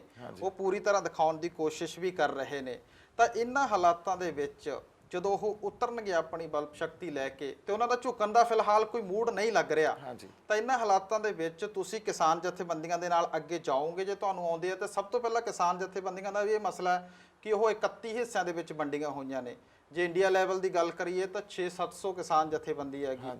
ਤਾਂ ਇਹਨਾਂ ਹਾਲਾਤਾਂ 'ਚ ਤੁਸੀਂ ਜਦੋਂ ਉਹਨਾਂ ਨਾਲ ਮੀਟਿੰਗ ਕੀਤੀ, ਤੁਸੀਂ ਉਹਨਾਂ ਨਾਲ ਚੱਲੋਗੇ ਕਿ ਨਹੀਂ? ਜਦੋਂ ਮੀਟਿੰਗ ਕੀਤੀ ਤੁਸੀਂ ਪਹਿਲਾਂ ਉਹਨਾਂ ਨੂੰ ਕਿਹਾ ਕਿ ਤੁਸੀਂ ਝੰਡਾ ਤਾਂ ਇੱਕ ਕਰ ਲਓ ਪਹਿਲਾਂ ਆਪਣਾ, ਤੁਸੀਂ ਇਕਜੁੱਟ ਹੋ ਕੇ ਚੱਲੋ। ਦੇਖੋ, ਸਾਨੂੰ ਕਹਿਣਾ ਚਾਹੀਦਾ, ਇਹ ਗੱਲ ਬੜੀ ਰੈਲੇਵੈਂਟ ਆ ਵੀ ਤੁਸੀਂ ਇਕਜੁੱਟ ਨਹੀਂ ਹੋਵੋਗੇ ਤਾਂ ਤੁਸੀਂ ਆਪਸ 'ਚ ਹੀ ਸਿੰਘ ਫਸਾਈ ਰੱਖੋਗੇ। ਸੋ ਉਹੀ ਗੱਲ ਆ, ਇਹ ਗੱਲ ਇਹਨਾਂ ਅਮਲਾਂ ਤੇ ਤਾਂ ਸਾਨੂੰ ਆਉਣਾ ਪਊਗਾ ਨਾ। ਗਵਰਨਮੈਂਟ ਨੇ ਤਾਂ ਕੁਛ ਇਹੋ ਜਿਹੀਆਂ ਸ਼ਖਸੀਅਤਾਂ ਜਿਨ੍ਹਾਂ ਕੋਲੇ ਬੌਧਿਕ ਲੈਵਲ ਉਸ ਲੈਵਲ ਦਾ ਨਹੀਂ ਆ, ਜਿਹੜੇ ਕਿਸੇ ਵੀ ਫੀਲਡ ਚੋਂ, ਆਰਟ ਚੋਂ ਵੀ ਹੋ ਸਕਦੇ ਆ, ਕਿਸੇ ਲਿਟਰੇਚਰ ਦੇ ਵੀ ਬੰਦੇ ਹੋ ਸਕਦੇ ਆ, ਜਿਹੜੇ ਸਰਕਾਰ ਦੇ ਹੱਕ 'ਚ ਭੁਗਤਦੇ ਆ ਜਾਂ ਵਿਚਾਰਧਾਰਕ ਸਰਕਾਰ ਦੇ ਹੱਕ ਦੇ ਨਾਲ ਖੜੇ ਆ। ਉਹਨਾਂ ਨੂੰ ਆਪਦੇ ਹੱਕ 'ਚ ਭੁਗਤਾਉਣਾ ਹੀ ਭੁਗਤਾਉਣਾ, ਉਹਨਾਂ ਤੋਂ ਗੱਲਾਂ ਬੁਲਵਾਉਣੀਆਂ ਹੀ ਆ ਵੀ ਇਹ ਪ੍ਰੋ ਫਾਰਮਰ ਆ, ਹੈ ਨਾ। ਸਾਡਾ ਹੁਣ ਜਦੋਂ ਅਸੀਂ ਇੱਕ ਧਿਰ ਨਾਲ ਲੜਦੇ ਆ, ਇੱਕ ਗੱਲ ਸਮਝਣੀ ਬੜੀ ਜ਼ਰੂਰੀ ਆ ਵੀ ਇਹ ਇਕੱਲੀ ਆਰਥਿਕ ਲੜਾਈ ਨਹੀਂ ਆ। ਇਹ ਸਿਰਫ MSP ਦਾ ਮਸਲਾ ਨਹੀਂ ਆ ਜਾਂ ਇਕਨੋਮਿਕਲੀ ਸਾਨੂੰ ਵੀਕ ਕਰਨ ਦਾ ਮਸਲਾ ਨਹੀਂ ਆ। ਉਹਨਾਂ ਨੇ ਸਾਡੀ ਹੋਂਦ ਤੇ ਆ ਕੇ, ਸਾਡੇ ਫਲਸਫੇ ਤੇ, ਸਾਡੀ ਵਿਚਾਰਧਾਰਾ ਤੇ ਆ ਕੇ ਵੀ ਸੱਟ ਮਾਰੀ ਆ। ਕਿਉਂਕਿ ਸਾਡੇ ਪਿੰਡ ਨਾਲ, ਸਾਡੀ ਧਰਤੀ ਨਾਲ, ਜ਼ਮੀਨ ਨਾਲ ਬਹੁਤ ਕੁਝ ਜੁੜਿਆ ਹੁੰਦਾ। ਉਹ ਸਾਰਾ ਕੁਝ ਖੁਰ ਜਾਂਦਾ ਜਦੋਂ ਸ਼ਹਿਰੀਕਰਨ ਹੁੰਦਾ। ਆਪਾਂ ਪਿੰਡਾਂ 'ਚ ਸ਼ਹਿਰ 'ਚ ਆਉਣੇ ਆ, ਕਿੰਨਾ ਕੁਝ ਪਿੱਛੇ ਛੱਡੇ ਆਉਣੇ ਆ। ਜੇ ਆਪਦੀ ਜ਼ਮੀਨ ਸਾਡੇ ਹੱਥੋਂ ਗਈ, ਸਭ ਕੁਝ ਹੀ ਨਿਕਲ ਜੂ ਸਾਡੇ ਹੱਥੋਂ, ਸਾਡੇ ਪੈਰ ਨਹੀਂ ਲੱਗਣੇ ਕਿਤੇ। ਸੋ ਇਹਦੀ ਜੜ ਕਿੱਥੇ ਪਈ ਆ ਇਹ ਸਮਝਣੀ, ਆਪਦੇ ਆਪ ਨੂੰ ਇੱਕ ਕਰਨਾ, ਤੇ ਇਹਦੀ ਜੜ ਕਿੱਥੇ ਪਈ ਆ ਇਹ ਸਮਝਣਾ ਬੜਾ ਜ਼ਰੂਰੀ ਆ। ਜੜ ਇਹਦੀ ਉੱਥੇ ਪਈ ਆ ਜਿੱਥੇ ਉਹ ਕਹਿੰਦੇ ਆ ਵੰਨ-ਸੁਵੰਨਤਾ ਖਤਮ ਕਰਨੀ ਆ। ਹੋਰ ਕਿਸੇ ਤਰ੍ਹਾਂ ਦੀ ਵਿਚਾਰਧਾਰਾ ਨੂੰ ਇਸ ਖਿੱਤੇ ਚੋਂ, ਇਸ ਧਰਤੀ ਤੋਂ, ਇੰਡੀਆ ਦੀ ਚੋਂ ਖਤਮ ਕਰਨਾ। ਸੋ ਸਾਨੂੰ ਜੇ ਅਸੀਂ ਕਹੀਏ ਵੀ MSP ਲੈ ਕੇ ਬਹਿ ਜਾਈਏ ਜਾਂ ਕੋਈ ਇਹੋ ਜਿਹਾ ਕਾਨੂੰਨ ਜਾਂ APMCs ਦਾ ਵੀ ਉਹ ਸੰਬੋਧਨ ਕਰਦੇ ਨੇ, ਉਹਦੇ ਨਾਲ ਕਿਸਾਨਾਂ ਦੀਆਂ ਖੁਦਕੁਸ਼ੀਆਂ ਰੁਕ ਜਾਣਗੀਆਂ, ਉਹਦੇ ਨਾਲ ਕਿਸਾਨਾਂ ਦੇ ਕਰਜ਼ੇ ਜਾਂ ਉਹਨਾਂ ਦੀਆਂ ਲਿਮਟਾਂ ਮੁੜ ਜਾਣਗੀਆਂ, ਜਾਂ ਸ਼ੋਸ਼ਣ ਹੋਣਾ ਮਜ਼ਦੂਰਾਂ ਦਾ ਬੰਦ ਹੋ ਜੂ, ਨਹੀਂ ਹੋਣਾ। ਜਾਂ ਕਮੇਟੀਆਂ ਜਾਂ ਉਹ APMC ਐਕਟ 'ਚ ਕੁਝ ਸੁਧਾਰ ਕਰਨੇ ਸੀ ਜਾਂ FCI ਐਕਟ 'ਚ ਕੁਝ ਸੁਧਾਰ ਕਰਨੇ ਸੀ, ਉਸ ਸਾਰਾ ਕੁਝ ਇਗਨੋਰ ਹੋ ਜੂ, ਨਹੀਂ ਹੋਣਾ। ਸੋ ਇਸ ਕਰਕੇ ਪ੍ਰੋਬਲਮ ਦੀ ਫੰਡਾਮੈਂਟਲ ਪ੍ਰੋਬਲਮ ਕੀ ਆ, ਜੜ ਕੀ ਆ, ਉਹਨੂੰ ਸਮਝਣਾ ਤੇ ਫੇਰ ਕੋਈ ਆਪਦੀਆਂ ਮੰਗਾਂ ਰੱਖਣੀਆਂ ਬਹੁਤ ਜ਼ਰੂਰੀ ਆ। ਉਹ ਤਾਂ ਹੀ ਹੋਊ ਜੇ ਅਸੀਂ ਸਿਰ ਜੋੜ ਕੇ ਬੈਠਾਂਗੇ। ਕਾਰਪੋਰੇਟਸ ਦੇ ਬਾਈਕਾਟ ਦੀ ਗੱਲਬਾਤ ਅੱਜ ਕੱਲ੍ਹ ਪੰਜਾਬ 'ਚ ਚੱਲ ਰਹੀ ਹੈ, ਤੁਸੀਂ ਇਸ ਨੂੰ ਕਿਸ ਤਰ੍ਹਾਂ ਦੇਖਦੇ ਹੋ? ਕੋਈ ਫਾਇਦਾ ਨਹੀਂ। ਇੱਕ ਅੰਸ਼ੁਕ ਜੀ ਪ੍ਰਾਪਤੀ ਆ ਵੀ ਜੇ ਉਹਨਾਂ ਨੂੰ 400 ਕਰੋੜ ਦਾ ਫਾਇਦਾ ਪੰਜਾਬ 'ਚ ਹੁੰਦਾ, ਜਾਂ 400 ਤਾਂ ਬਹੁਤ ਵੱਡੀ ਰਕਮ ਕਹਿ ਗਿਆ ਮੈਂ, ਜੇ ਮੰਨ ਲਓ ਪੂਰਾ ਰੈਵਨਿਊ ਉਹਨਾਂ ਦਾ 50 ਕਰੋੜ ਆ ਤੇ ਇੱਥੋਂ ਹੋ ਸਕਦਾ 20 ਕਰੋੜ ਦਾ ਨੁਕਸਾਨ ਹੋ ਜੇ, ਪਰ ਉਹਨਾਂ ਨੇ ਜਿਹੜੇ ਹਿਸਾਬ ਨਾਲ ਉਹ ਮਾਰਕੀਟਸ ਨੂੰ ਕੈਪਚਰ ਕਰਕੇ ਬੈਠੇ ਆ, ਉਹ 20 ਕਰੋੜ ਤਾਂ ਸਕਿੰਟਾਂ ਮਿੰਟਾਂ 'ਚ ਬਣਾਉਂਦੇ ਗਵਾਉਂਦੇ ਆ। ਇਹਨਾਂ ਗੱਲਾਂ ਨਾਲ ਕੋਈ ਫਾਇਦਾ ਨਹੀਂ। ਇੱਕ ਅੰਸ਼ਕ ਜੀ ਪ੍ਰਾਪਤੀ ਆ, ਆਪਦੇ ਆਪ ਨੂੰ ਖੁਸ਼ ਕਰਨ ਦੀਆਂ ਗੱਲਾਂ ਆਪਾਂ ਕਰ ਲਈਏ ਵੀ ਟੋਲ ਰੋਕ ਲਓ, ਗੱਲ ਤਾਂ ਦਿੱਲੀ ਤਾਈਂ ਪਹੁੰਚਾਉਣੀ ਪੈਣੀ ਆ। ਉਹਦੇ ਲਈ ਤੁਹਾਨੂੰ ਨੈਸ਼ਨਲ ਲੈਵਲ ਦੀ, ਇੰਟਰਨੈਸ਼ਨਲ ਲੈਵਲ ਦੀ ਮੂਵਮੈਂਟ ਖੜੀ ਕਰਨੀ ਪੈਣੀ ਆ। ਤੁਹਾਡਾ ਸਾਰਾ ਫੋਕਸ ਉੱਥੇ ਹੋਣਾ ਚਾਹੀਦਾ। ਫੋਕਸ ਤੁਹਾਡਾ ਇੱਥੇ ਟੋਲਾਂ ਤੇ, ਇੱਥੇ ਮੌਲਸ ਤੇ ਜੇ ਵੰਡਿਆ ਗਿਆ, ਠੀਕ ਆ, ਤੁਸੀਂ ਕਿਸੇ ਨਾ ਕਿਸੇ ਹੱਦ ਤੱਕ ਇਹ ਚੇਤਨਾ ਜ਼ਰੂਰ ਪੈਦਾ ਕਰੋ ਵੀ ਕਾਰਪੋਰੇਟ ਕਲਚਰ ਨੂੰ, ਕਿਉਂਕਿ ਉਹ ਤਾਂ ਪੂੰਜੀਵਾਦ ਆ, ਉਹਨਾਂ ਨੇ ਮੁਨਾਫਾ ਦੇਖਣਾ, ਉਹਨਾਂ ਨੇ ਲੋਕ ਭਲਾਈ ਨਹੀਂ ਦੇਖਣੀ ਕਦੇ। ਉਹ ਚੇਤਨਾ ਪੈਦਾ ਜ਼ਰੂਰ ਕਰੀਏ ਆਪਾਂ, ਪਰ ਉਹ ਸੱਟ ਕਿੱਥੇ ਮਾਰਨੀ ਆ, ਸਾਡੀ ਰਣਨੀਤੀ ਕੀ ਹੋਵੇ, ਵਿਉਂਤਬੰਦੀ ਕੀ ਹੋਵੇ, ਇਹ ਇੰਟੈਲੈਕਚੁਅਲਸ ਨੇ ਡਿਸਾਈਡ ਕਰਨਾ। ਕਿ ਯੂਨੀਅਨ ਦਾ ਬੰਦੇ ਜੇ ਬੈਠ ਕੇ ਕਹਿਣਗੇ ਵੀ ਸਭ ਕੁਝ ਉਹਨਾਂ ਨੂੰ ਪਤਾ ਤੇ ਉਹਨਾਂ ਕੋਲੇ ਹੀ ਅੰਤਿਮ ਸੱਚ ਆ, ਇਹ ਗੱਲ ਫਿਰ ਕੋਈ ਬਾਹਲੀ ਲੰਬੀ ਨਹੀਂ ਚੱਲਣੀ। ਕੈਪਟਨ ਅਮਰਿੰਦਰ ਸਿੰਘ ਅੱਜ ਕੱਲ੍ਹ ਸੁਪਰੀਮ ਕੋਰਟ ਜਾਣ ਦੀਆਂ ਗੱਲਾਂ ਕਰਦੇ ਆ ਕਿ ਐਡਵੋਕੇਟ ਜਨਰਲ ਨਾਲ ਰਾਏ ਮਸ਼ਵਰਾ ਕਰਕੇ ਸੁਪਰੀਮ ਕੋਰਟ ਜਾਵਾਂਗੇ, ਅਸੀਂ ਜਿਹੜੇ ਹੈਗੇ ਕਿਸਾਨ ਪੱਖੀ ਆ। ਪਰ ਜਦੋਂ ਅਸੀਂ ਇਹਨਾਂ ਖੇਤੀ ਕਾਨੂੰਨਾਂ ਦੇ ਪਿੱਛੇ ਜਾਂਦੇ ਆ ਤਾਂ ਡਾਕਟਰ ਮਨਮੋਹਨ ਸਿੰਘ ਦੀ ਸਰਕਾਰ ਜਿਹੜੀ ਹੈਗੀ ਇਹਨਾਂ ਦੀ ਜੜ ਲਾ ਕੇ ਜਾਂਦੀ ਹੈ, BJP ਇਹਨੂੰ ਬੂਟਾ ਬਣਾਉਂਦੀ ਹੈ। ਤੇ ਇਸ ਤੋਂ ਪਹਿਲਾਂ 2017 'ਚ ਹੀ APMC ਐਕਟ ਦੇ ਵਿੱਚ ਸੋਧਾਂ ਕਰਨ ਦੀ ਗੱਲ ਕੈਪਟਨ ਅਮਰਿੰਦਰ ਸਿੰਘ ਵੀ ਕਰਦੇ ਹੈਗੇ। ਤਾਂ ਉਹਨਾਂ ਦਾ ਅੱਜ ਕੱਲ੍ਹ ਜਿਹੜਾ ਦਰਦ ਉੱਠਿਆ ਹੋਇਆ ਕਿਸਾਨਾਂ ਦੇ ਲਈ, ਕਿ ਉਹ ਸੱਚਮੁੱਚ ਦਿਖ ਰਿਹਾ ਹੈ ਜਾਂ ਫਿਰ 2022 ਦਾ ਨਿਸ਼ਾਨਾ ਜਿਹੜਾ ਦਿਖਾਈ ਦੇ ਰਿਹਾ? ਦੇਖੋ, ਮੈਂ ਤਾਂ ਆਪਦਾ ਹੀ ਰਹਿ ਦੇ ਸਕਦਾ। ਮੈਨੂੰ ਇਹਨਾਂ ਸਰਕਾਰਾਂ ਤੋਂ ਕੋਈ ਆਸ ਨਹੀਂ ਹੈ, ਕਿਸੇ ਲੀਡਰ ਤੋਂ ਕੋਈ ਆਸ ਨਹੀਂ ਹੈ। ਆਪਾਂ ਇਹ ਕਹਿ ਸਕਦੇ ਇਹਨਾਂ ਨੂੰ ਕਹਿ ਦੋ ਜਾਂਦੇ ਜਾਂਦੇ ਅਖੰਡ ਪਾਠ ਸਾਹਿਬ ਹੀ ਖਿਲਾ ਜਾਓ ਯਾਰ, ਕੁਛ ਤਾਂ ਪੁੰਨ ਕਮਾ ਜਾਓ, ਹਨਾ, ਪਰ ਨਹੀਂ ਲੱਗ ਰਿਹਾ। ਹੁਣ ਜਿਹੜਾ ਸੁਪਰੀਮ ਕੋਰਟ ਦਾ ਸਟਰਕਚਰ ਹੈ ਇਸ ਟਾਈਮ, ਜਾਂ ਜਿਸ ਤਰ੍ਹਾਂ ਦੇ ਅਸੀਂ ਇੰਸਟੀਟਿਊਟਸ ਨਾਲ ਵਾਹ ਪੈ ਰਿਹਾ ਸਾਡਾ, ਚਾਹੇ ਇਲੈਕਸ਼ਨ ਕਮਿਸ਼ਨ ਹੋਵੇ, ਚਾਹੇ CBI ਹੋਵੇ, ਚਾਹੇ ਸੁਪਰੀਮ ਕੋਰਟ ਹੋਵੇ, ਬਾਬਰੀ ਮਸਜਿਦ ਦਾ ਕਾਂਡ ਦਾ ਫੈਸਲਾ ਆਇਆ, ਉਹ ਏਡਾ ਹੈਰਾਨੀਜਨਕ ਆ। ਜੇ ਅਸੀਂ ਉਹਦੀ ਦੋ ਲਫ਼ਜ਼ਾਂ 'ਚ ਉਹਦੀ ਸਰਵੇਖਣ ਕਰਨਾ ਹੋਵੇ ਤਾਂ ਉਹ ਇਹ ਆ ਵੀ ਢਾਈ ਸੀ ਬਾਬਰੀ ਮਸਜਿਦ, ਪਰ ਕਿਹਨੇ ਢਾਈ ਇਹ ਨਹੀਂ ਪਤਾ। ਹਨੇਰੀ ਢਾਹ ਗਈ, ਕੋਈ ਹਵਾ ਆ ਗਈ, ਕੋਈ ਵੀ ਉਹ ਜਾਂ ਤਾਂ ਇਹ ਕਹਿ ਰਹੇ ਆ ਵੀ ਉਹ ਢਾਈ ਆ ਪਰ ਢਾਈ ਨਹੀਂ ਗਈ, ਲਿਟਰਲੀ ਇਹੀ ਆ ਨਾ। ਅੱਛਾ, ਹੁਣ ਅਗਲਾ ਜੁਡੀਸ਼ਰੀ ਦਾ ਲੈਵਲ ਇੱਥੋਂ ਤੱਕ ਗਿਰ ਜਾਂਦਾ ਵੀ ਕੋਈ ਫਾਰਮਰ ਜੱਜ ਆ ਸੁਪਰੀਮ ਕੋਰਟ ਦੇ ਜਾਂ ਚੀਫ ਜਸਟਿਸ ਆਫ ਇੰਡੀਆ, ਉਹਨਾਂ ਨੂੰ ਵੀ ਸਰਕਾਰੀ ਅਹੁਦਿਆਂ 'ਚ ਅਕੋਮੋਡੇਟ ਕੀਤਾ ਜਾ ਰਿਹਾ ਤੇ ਉਹ ਲੈ ਵੀ ਰਹੇ ਆ, ਹਨਾ। ਸੋ ਅਸੀਂ ਜੇ ਦੇਖੀਏ ਹੁਣ ਜਿਹੜੀ ਲੜਾਈ ਆ ਉਹ ਮੰਗ ਪੱਤਰ ਦੇਣ ਵਾਲੀ ਨਹੀਂ ਰਹੀ। ਰਾਜਪਾਲ ਨੂੰ ਜਾਂ ਰਾਸ਼ਟਰਪਤੀ ਨੂੰ ਮੰਗ ਪੱਤਰ ਦੇ ਦਿਓ, ਉਹ ਗੱਲ ਸੁਣੀ ਜਾਊਗੀ। ਗੱਲ ਸਿੱਧੀ ਸਪਸ਼ਟਤਾ 'ਚ ਹੋਣੀ ਆ। ਉਹ ਜ਼ਿੱਦ ਫੜੀ ਬੈਠੇ ਆ ਵੀ ਐਂ ਰੱਖਾਂਗੇ ਤੁਹਾਨੂੰ, ਸਾਨੂੰ ਉਹ ਸਪਸ਼ਟਤਾ ਦੇ ਨਾਲ ਲੜਨਾ ਪਊਗਾ ਵੀ ਜੇ ਐਂ ਰੱਖੋਗੇ ਫਿਰ ਅਸੀਂ ਸਮਰਪਣ ਹੋ ਕੇ, ਸਾਡੇ ਅੰਦਰ ਮੌਤ ਦਾ ਡਰ ਜਿਹੜਾ ਉਹ ਚੱਕ ਕੇ ਲੜਨਾ ਪਊਗਾ, ਫੇਰ ਕੋਈ ਰੈਵੋਲੂਸ਼ਨ ਆਊਗਾ ਜਾਂ ਆਉਂਦੇ ਹੁੰਦੇ ਆ। ਜੇ ਅਸੀਂ ਕਹੀਏ ਵੀ ਅਸੀਂ ਵੀ ਥੋੜਾ ਜਿਹਾ ਦੇਖਦੇ ਆ, ਥੋੜਾ ਜਿਹਾ ਪਿੱਛੇ ਰਹਿੰਦੇ ਆ, ਥੋੜਾ ਜਿਹਾ ਅੱਗੇ ਹੁੰਦੇ ਆ, ਥੋੜੀ ਜਿਹੀ ਚਿੱਤੀ 'ਚ, ਫਿਰ ਗੱਲ ਨਹੀਂ ਬਣਨੀ। ਕਿਉਂਕਿ ਲੜਾਈ ਕਿਸੇ ਹੋਰ ਲੈਵਲ ਦੀ ਆ, ਤਾਂ ਵਿਉਂਤਬੰਦੀ ਸਟ੍ਰੈਟਜੀਜ਼ ਕਿਸੇ ਹੋਰ ਲੈਵਲ ਦੀਆਂ ਹੋਣੀਆਂ ਚਾਹੀਦੀਆਂ। ਸਮਰਪਣ ਵੀ ਉਹੀ, ਸਿਦਕ ਵੀ ਉਹੀ ਹੋਣਾ ਚਾਹੀਦਾ ਜੋ 18ਵੀਂ ਸਦੀ 'ਚ ਕਿਸੇ ਵੇਲੇ ਉਹਨਾਂ ਆਗੂਆਂ ਦਾ ਹੁੰਦਾ ਸੀ ਜਿਹੜੀ ਉਸ ਵੇਲੇ ਦੀ ਹਕੂਮਤ ਨਾਲ ਲੜਦੇ ਸੀ। ਖੇਤੀ ਕਾਨੂੰਨ ਕੇਂਦਰ ਸਰਕਾਰ ਲੈ ਕੇ ਆਈ ਆ, ਤਾਂ ਇੱਕ ਕੇਂਦਰ ਹੁੰਦਾ ਗਾ ਸੰਘਰਸ਼ ਦਾ ਕੇਂਦਰ। ਹਾਂਜੀ, ਤੁਸੀਂ ਦਿੱਲੀ ਜਾਓਗੇ ਜਾਂ ਸ਼ੰਭੂ ਬਾਰਡਰ ਤੇ ਸੰਘਰਸ਼ ਦਾ ਕੇਂਦਰ ਬਣਾਓਗੇ, ਕਿਉਂਕਿ ਇੱਕ ਉੱਤਰ ਪ੍ਰਦੇਸ਼ ਦੇ ਵੱਡੇ ਕਿਸਾਨ ਲੀਡਰ ਹੋਏ ਨੇ ਟਕੈਤ ਸਾਹਿਬ। ਹਾਂਜੀ, ਉਹਨਾਂ ਨੇ ਸਭ ਤੋਂ ਵੱਡਾ, ਜੇਕਰ ਕੋਈ ਐਜੀਟੇਸ਼ਨ ਹੋਇਆ ਦਿੱਲੀ ਦੇ ਵਿੱਚ ਤਾਂ ਉਹਨਾਂ ਦੀ ਅਗਵਾਈ 'ਚ ਹੋਇਆ। ਉਹਨਾਂ ਨੇ ਜਿਹੜਾ ਜਨਪਦ ਤੇ 10 ਲੱਖ ਕਿਸਾਨ ਲਿਜਾ ਕੇ ਬਿਠਾਤਾ ਸੀਗਾ, ਤੇ ਉਸ ਸਮੇਂ ਉਹਨਾਂ ਨੇ ਆਪਣੀਆਂ ਮੰਗਾਂ ਮਨਵਾਈਆਂ ਵੀ, ਮੰਤਰੀਆਂ ਦਾ ਘਰੋਂ ਨਿਕਲਣਾ ਬਾਹਰ ਬੰਦ ਕਰਤਾ ਸੀ। ਤਾਂ ਇਸ ਤਰ੍ਹਾਂ ਦੇ ਕੋਈ ਐਜੀਟੇਸ਼ਨ ਦਾ ਇੱਕ ਕੇਂਦਰ ਬਣਾ ਕੇ, ਕਿਉਂਕਿ ਅਸੀਂ ਛੋਟੀਆਂ-ਛੋਟੀਆਂ ਲੜਾਈਆਂ ਲੜ ਰਹੇ ਹਾਂ, ਕੋਈ ਕਿਤੇ ਕਰ ਰਿਹਾ ਰੈਲੀ, ਕੋਈ ਕਿਤੇ ਕਰ ਰਿਹਾ, ਸਾਨੂੰ ਪਤਾ ਉਹਦਾ ਕੋਈ ਫਾਇਦਾ ਨਹੀਂ। ਜਦੋਂ ਇੱਕ ਜਗ੍ਹਾ ਤੇ ਕੇਂਦਰ ਬਣੂਗਾ ਤਾਂ ਕੇਂਦਰ, ਇੱਕ ਜਗ੍ਹਾ ਨੂੰ ਕੇਂਦਰ ਬਣਾਉਣ ਲਈ ਤੁਹਾਡਾ ਕੀ ਪ੍ਰੋਗਰਾਮ? ਦੇਖੋ, ਅੱਜ ਸਾਨੂੰ ਦਿੱਲੀ 'ਚ ਇਹ ਗੱਲ ਸਮਝਣ ਦੀ ਜ਼ਰੂਰਤ ਹੈ। ਅਸੀਂ ਅੱਜ ਦਿੱਲੀ ਨੂੰ ਤੁਰ ਪਈਏ, ਸਟੇਟ ਬਹੁਤ ਜ਼ਿਆਦਾ ਸਟਰੋਂਗ ਹੈ ਇਸ ਵੇਲੇ। ਦੇਖੋ ਤੁਸੀਂ, you cannot compare lemons to apples, you have to compare apples to apples. I'll give you an example. ਜਦੋਂ ਉਹ 10 ਲੱਖ ਕਿਸਾਨਾਂ ਦੀ ਐਜੀਟੇਸ਼ਨ ਹੋਈ ਆ ਜਾਂ ਉਹਨਾਂ ਨੇ ਉਹ ਰੈਜ਼ਿਸਟੈਂਸ ਉਸ ਵੇਲੇ ਦਿੱਤੀ, ਉਹ ਅੱਜ ਤੋਂ ਕਿੰਨੇ ਸਾਲ ਪਹਿਲਾਂ ਸੀ, ਕਿੰਨਾ ਸਮਾਂ ਪਹਿਲਾਂ ਸੀ? ਦੱਸੋ ਤੁਸੀਂ ਮੈਨੂੰ, ਕਿੰਨਾ ਸਮਾਂ ਪਹਿਲਾਂ ਸੀ? ਹੋ ਗਏ ਹੋਣੇ ਉਹਨਾਂ ਨੂੰ 30 ਸਾਲ, 40 ਸਾਲ। ਉਸ ਵੇਲੇ ਦਾ ਪੋਲੀਟੀਕਲ, ਉਸ ਵੇਲੇ ਦੀ ਸਰਕਾਰ ਦੀ ਅਪਰੋਚ, ਉਸ ਵੇਲੇ ਲੋਕਾਂ ਦੇ ਅੰਦਰ ਇਸ ਤਰ੍ਹਾਂ ਦਾ ਡਰ ਜਾਂ ਫਰਸ਼ੀਵਾਦ ਨੂੰ ਇਸ ਰੂਪ 'ਚ ਪ੍ਰਗਟ ਹੋਣਾ ਇਸ ਧਰਤੀ ਤੇ ਨਹੀਂ ਦੇਖਿਆ ਜਾ ਸਕਦਾ ਸੀ। ਉਦੋਂ ਫਿਰ ਵੀ ਸੁਪਰੀਮ ਕੋਰਟ ਮਾਇਨੇ ਰੱਖਦਾ ਸੀ, ਉਦੋਂ ਫਿਰ ਵੀ ਥੋੜ੍ਹਾ ਬਹੁਤ ਕਿਤੇ ਨੇਕ ਰੂਹਾਂ ਬੈਠੀਆਂ ਹੁੰਦੀਆਂ, ਨਿਆਂ ਦਿੰਦੀਆਂ ਸੀ। ਉਸ ਵੇਲੇ ਫਿਰ ਵੀ ਜੇ ਅਸੀਂ ਕਈ ਪੁਲਿਸ ਅਫਸਰਾਂ ਤੋਂ ਵੀ ਨਿਆਂ ਦੀ ਉਮੀਦ ਰੱਖ ਸਕਦੇ ਸੀ, ਸਾਰਿਆਂ ਤੋਂ ਨਹੀਂ, ਕੁਛ ਕੁ ਤੋਂ। ਹੁਣ ਭੁਗਤਦੇ ਹੀ ਸਾਰੇ ਸਰਕਾਰ ਦੇ ਹੱਕ 'ਚ। ਫਿਰ ਇਹਨਾਂ ਦੇ ਇੰਸਟੀਟਿਊਟਸ ਆ ਜਿਹੜੇ ਪੈਰਾਮਿਲਟਰੀ ਫੋਰਸਿਸ ਆ, ਪੁਲਿਸ ਫੋਰਸਿਸ ਆ, ਇਹ ਬਹੁਤ ਜ਼ਿਆਦਾ ਸਟਰੋਂਗ ਆ। ਸਟੇਟ ਨੇ ਬਹੁਤ ਸਟਰੋਂਗ ਕਰ ਲਿਆ। ਤੁਸੀਂ ਕੋਈ ਐਜੀਟੇਸ਼ਨ ਲੈ ਕੇ ਦਿੱਲੀ ਵੱਲ ਵਧੋਗੇ, ਉਹਨਾਂ ਨੇ ਤੁਹਾਨੂੰ ਖਦੇੜ ਦੇਣਾ। ਫਿਰ ਤੁਹਾਨੂੰ ਸਟ੍ਰੈਟਜੀ ਕੀ ਪਲਾਨ ਕਰਨੀ ਪੈਣੀ ਹੈ? ਤੁਹਾਨੂੰ ਬਾਕੀ ਸੂਬਿਆਂ ਨੂੰ ਨਾਲ ਲੈਣਾ ਪੈਣਾ, ਦਿੱਲੀ ਨੂੰ ਸਟ੍ਰੈਟਜੀਕਲੀ ਘੇਰਨਾ ਪੈਣਾ। ਜਦੋਂ ਤੁਹਾਡੇ ਕੋਲ ਐਡੀ ਵੱਡੀ ਐਜੀਟੇਸ਼ਨ ਨੈਸ਼ਨਲ ਲੈਵਲ ਤੇ ਚਲੀ ਗਈ, ਇੰਟਰਨੈਸ਼ਨਲ ਲੈਵਲ ਤੇ ਇੰਟਰਨੈਸ਼ਨਲ ਮੀਡੀਆ ਕਵਰ ਕਰ ਰਿਹਾ ਉਹਨੂੰ, ਫਿਰ ਦਿੱਲੀ ਘੇਰੀ ਜਾਣੀ ਹੈ। ਇਹ ਜ਼ਰੂਰ ਆ ਵੀ ਅੱਜ ਤੁਹਾਡਾ ਕੇਂਦਰ ਕੀ ਹੋਵੇ। ਅੱਜ ਦਾ ਕੇਂਦਰ, ਮੈਂ ਸ਼ੰਭੂ ਕਿਉਂ ਕਹਿਣਾ ਹੁੰਦਾ, ਇਹਦੀ ਇੱਕ ਸਟ੍ਰੈਟਜੀਕਲੀ ਜਿਹੜੀ ਜਗ੍ਹਾ ਦੀ ਅਹਿਮੀਅਤ ਦੇਖੋ। 4 ਸਟੇਟਾਂ ਦਾ ਇਹ ਕੇਂਦਰ, ਤੁਹਾਡੇ ਕੋਲੇ ਨੈਸ਼ਨਲ ਮੀਡੀਆ ਚੰਡੀਗੜ੍ਹ 'ਚ ਬੈਠਾ, ਤੁਹਾਡੇ ਕੋਲੇ ਨੈਸ਼ਨਲ ਮੀਡੀਆ ਅੰਬਾਲੇ ਬੈਠਾ, ਤੁਹਾਡੇ ਕੋਲੇ ਸਾਰੇ NRIs ਨੇ ਇੱਥੋਂ ਜਾਣਾ।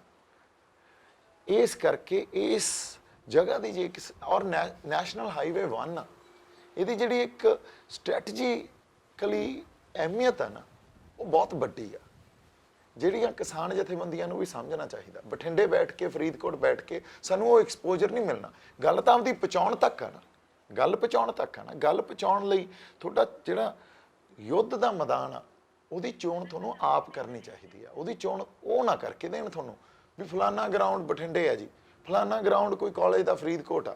ਇਹ ਤਾਂ ਉਹਨਾਂ ਦੇ ਮੈਦਾਨਾਂ 'ਚ ਬੈਠੇ ਆ ਤੁਸੀਂ, ਉਹ ਉੱਥੋਂ ਉਹ ਜਾਣ ਹੀ ਨਹੀਂ ਦਿੰਦੇ ਗੱਲ ਤੁਹਾਡੀ। ਯੁੱਧ ਦਾ ਮੈਦਾਨ ਤੁਹਾਨੂੰ ਆਪ ਚੁਣਨਾ ਪਊਗਾ।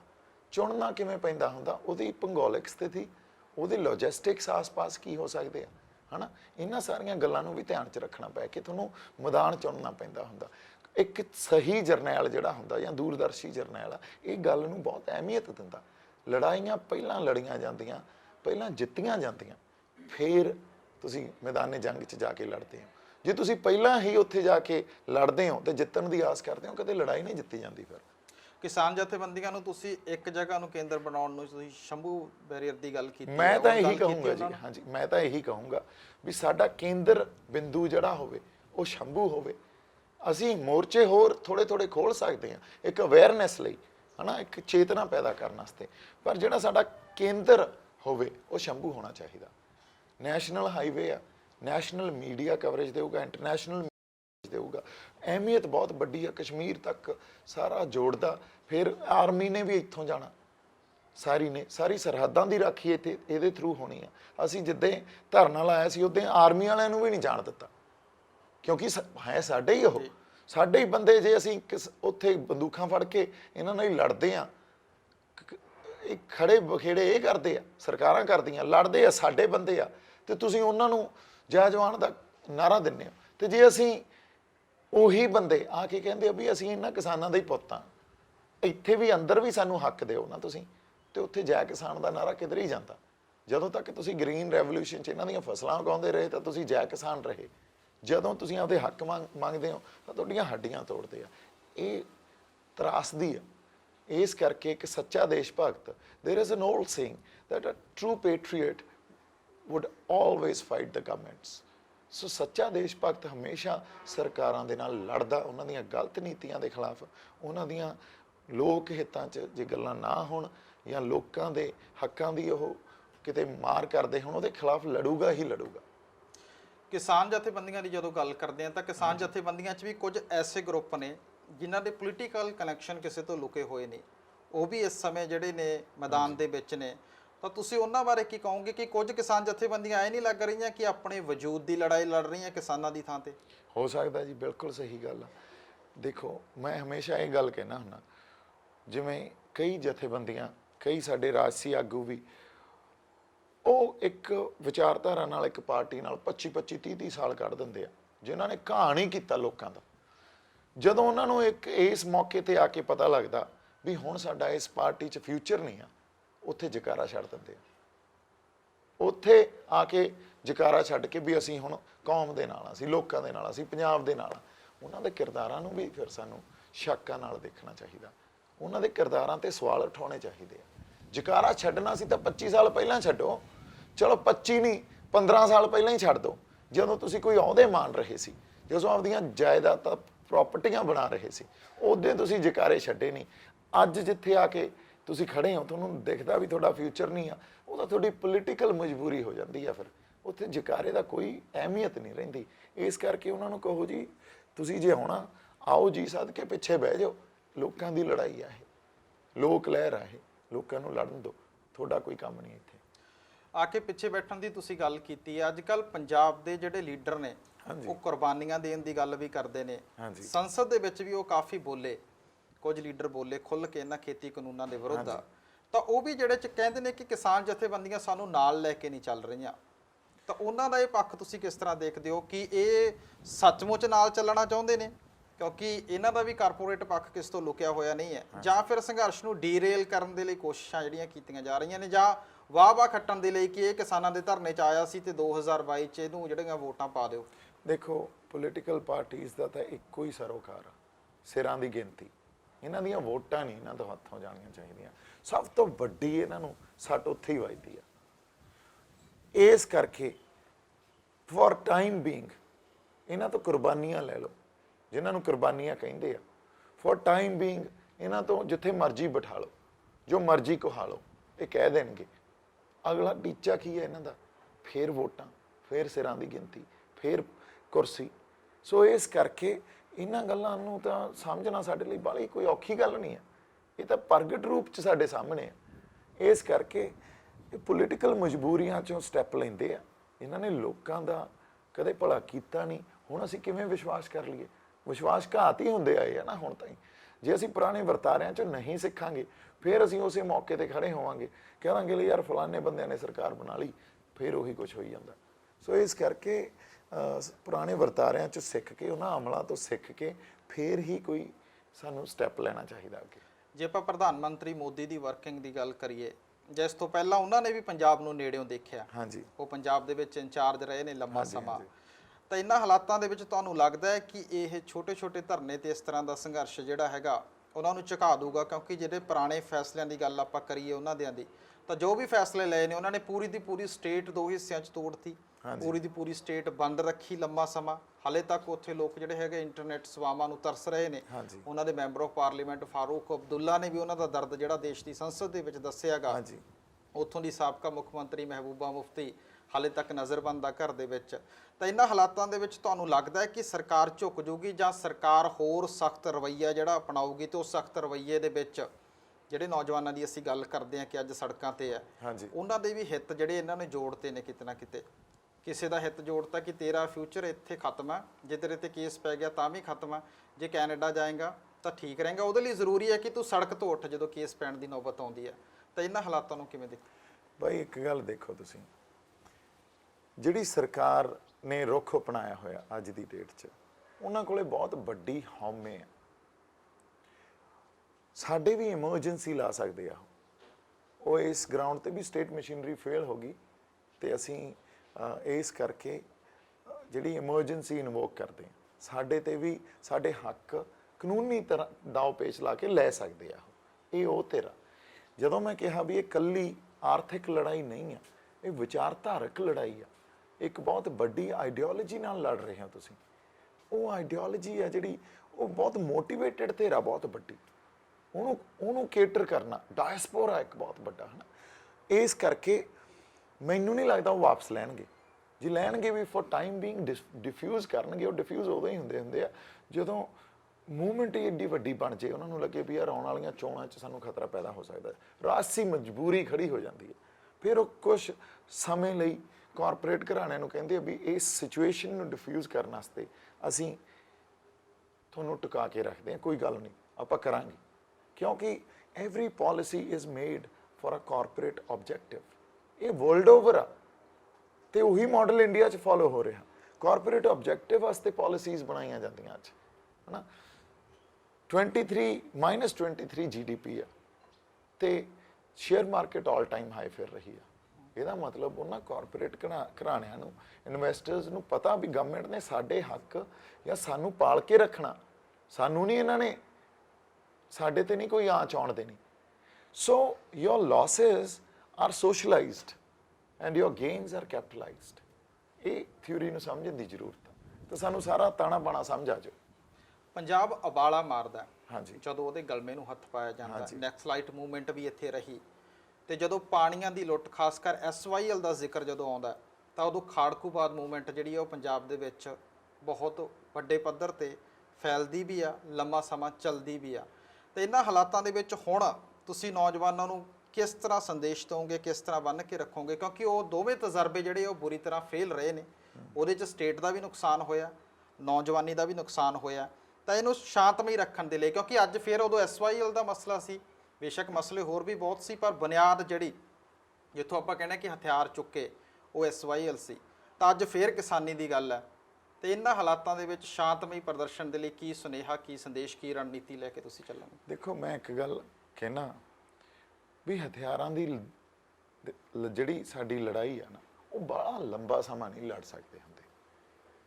ਵਿਚਾਰਧਾਰਾ ਦੇ ਅਗੇਂਸਟ ਜੇ ਤੁਸੀਂ ਲੜਨਾ ਤਾਂ ਉਹਨੂੰ ਵਿਚਾਰਧਾਰਾ ਹੀ ਕੱਟਦੀ ਆ।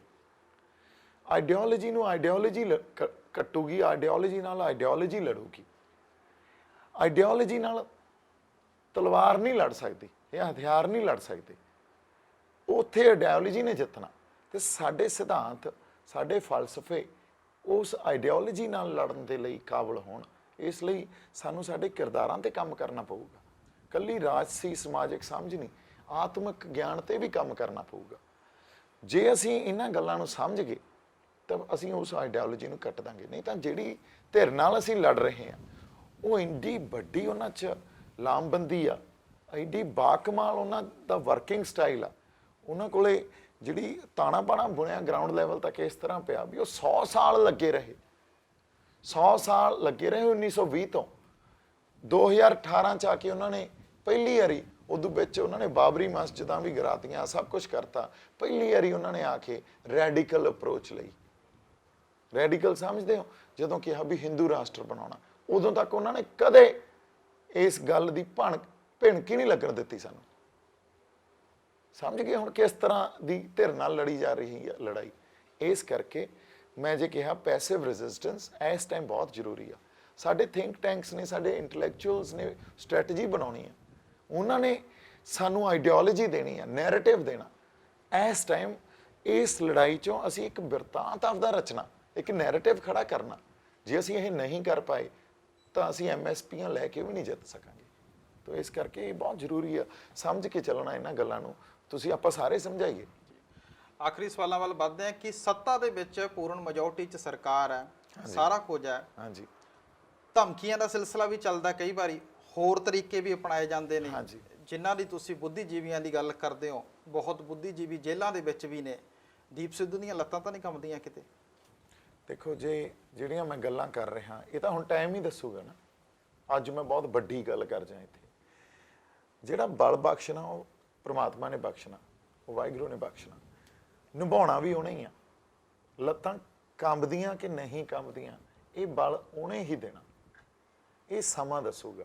ਮੈਂ ਇਹਦੇ ਤੇ ਕੋਈ ਟਿੱਪਣੀ ਕਰਾਂ, ਉਹ ਅੱਜ ਕੋਈ ਟਿੱਪਣੀ ਕਰਦਾ, ਉਹ ਕੋਈ ਬੜੀ ਵਧੀਆ ਗੱਲ ਨਹੀਂ ਆ।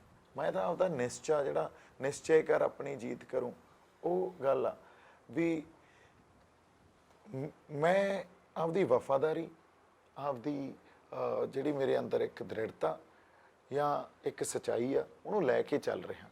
ਹੁਣ ਨਿਭਾਉਣਾ ਉਹਨੇ ਬਲ ਬਖਸ਼ਣਾ ਬਾਈ। ਮੈਂ ਤਾਂ ਨਿਭਣ ਨੂੰ ਤਿਆਰ ਹਾਂ, ਸਮਰਪਣ ਕਰਕੇ ਚੱਲ ਰਿਹਾ। ਆਪਦੇ ਅੰਦਰ ਜਿਹੜੇ ਉਹ ਡਰ ਆ ਵੀ ਮੇਰੇ ਤੇ ਕੇਸ ਪਾ ਦੇਣਗੇ, ਮੈਨੂੰ ਧਮਕੀਆਂ ਦੇ ਦੇਣਗੇ, ਮੈਨੂੰ ਚੱਕ ਲੈਣਗੇ, ਬਹੁਤ ਕੁਝ ਹੋਈ ਵੀ ਜਾਂਦਾ। ਇਹਨਾਂ ਗੱਲਾਂ ਨੂੰ ਆਲਰੇਡੀ ਪਰਪੱਕ ਕਰਕੇ ਆਪਦੇ ਅੰਦਰ ਵੀ ਇਹ ਸਭ ਕੁਝ ਹੋਊਗਾ। ਹੁਣ ਜਿੱਧਰ ਨੂੰ ਤੁਰ ਪਏ ਆ ਉੱਥੇ ਮੌਤ ਦਾ ਡਰ ਚੱਕਣਾ ਪੈਣਾ, ਕਈ ਵਾਰੀ ਸਿਰ ਦੇਣ ਤੱਕ ਜਾਣਾ ਪੈਣਾ, ਸਿਰ ਦੇਣੇ ਪੈਣੇ ਆ। ਅਦਰਵਾਈਜ਼ ਇਹ ਲੜਾਈ ਨਹੀਂ ਲੜੀ ਜਾਣੀ। ਇਹ ਨਿਸ਼ਚਾ ਮੇਰੇ ਅੰਦਰ ਜ਼ਰੂਰ ਆ, ਪਰ ਨਿਭਾਉਣਾ ਉਹਨੇ ਆ। ਇਹ ਗੱਲ ਉਹੀ ਸਮਝ ਸਕਦਾ ਜਿਹੜਾ ਮਾੜਾ ਮੋਟਾ ਸਪਿਰਿਚੁਅਲ ਜਾਂ ਉਸ ਅਕਾਲ ਪੁਰਖ ਦੇ ਜਿਹੜੇ ਨਿਯਮ ਆ ਉਹਨਾਂ ਨੂੰ ਸਮਝਦਾ। ਇੱਕ ਵੱਖਰੀ ਦੁਨੀਆ। ਇਸ ਕਰਕੇ ਮੈਂ ਇੰਨਾ ਕੀ ਕਹਿ ਸਕਦਾ ਵੀ ਜੇ ਉਹਨੇ ਬਲ ਬਖਸ਼ਤਾ ਤਾਂ ਨਿਭ ਜੂਗਾ। ਤੁਸੀਂ ਸਾਰਾ ਕੁਝ ਵੈਸੇ ਦੱਸ ਹੀ ਦਿੱਤਾ। ਸਿੰਪਲ ਤੇ ਸਿੱਧੇ ਸਪਸ਼ਟਾਂ ਦੇ ਵਿੱਚ ਪੰਜਾਬੀਆਂ ਨੂੰ ਆਖਰੀ ਸੁਨੇਹਾ ਜਿਹੜਾ ਕੀ ਦੇਣਾ ਚਾਹੋਗੇ?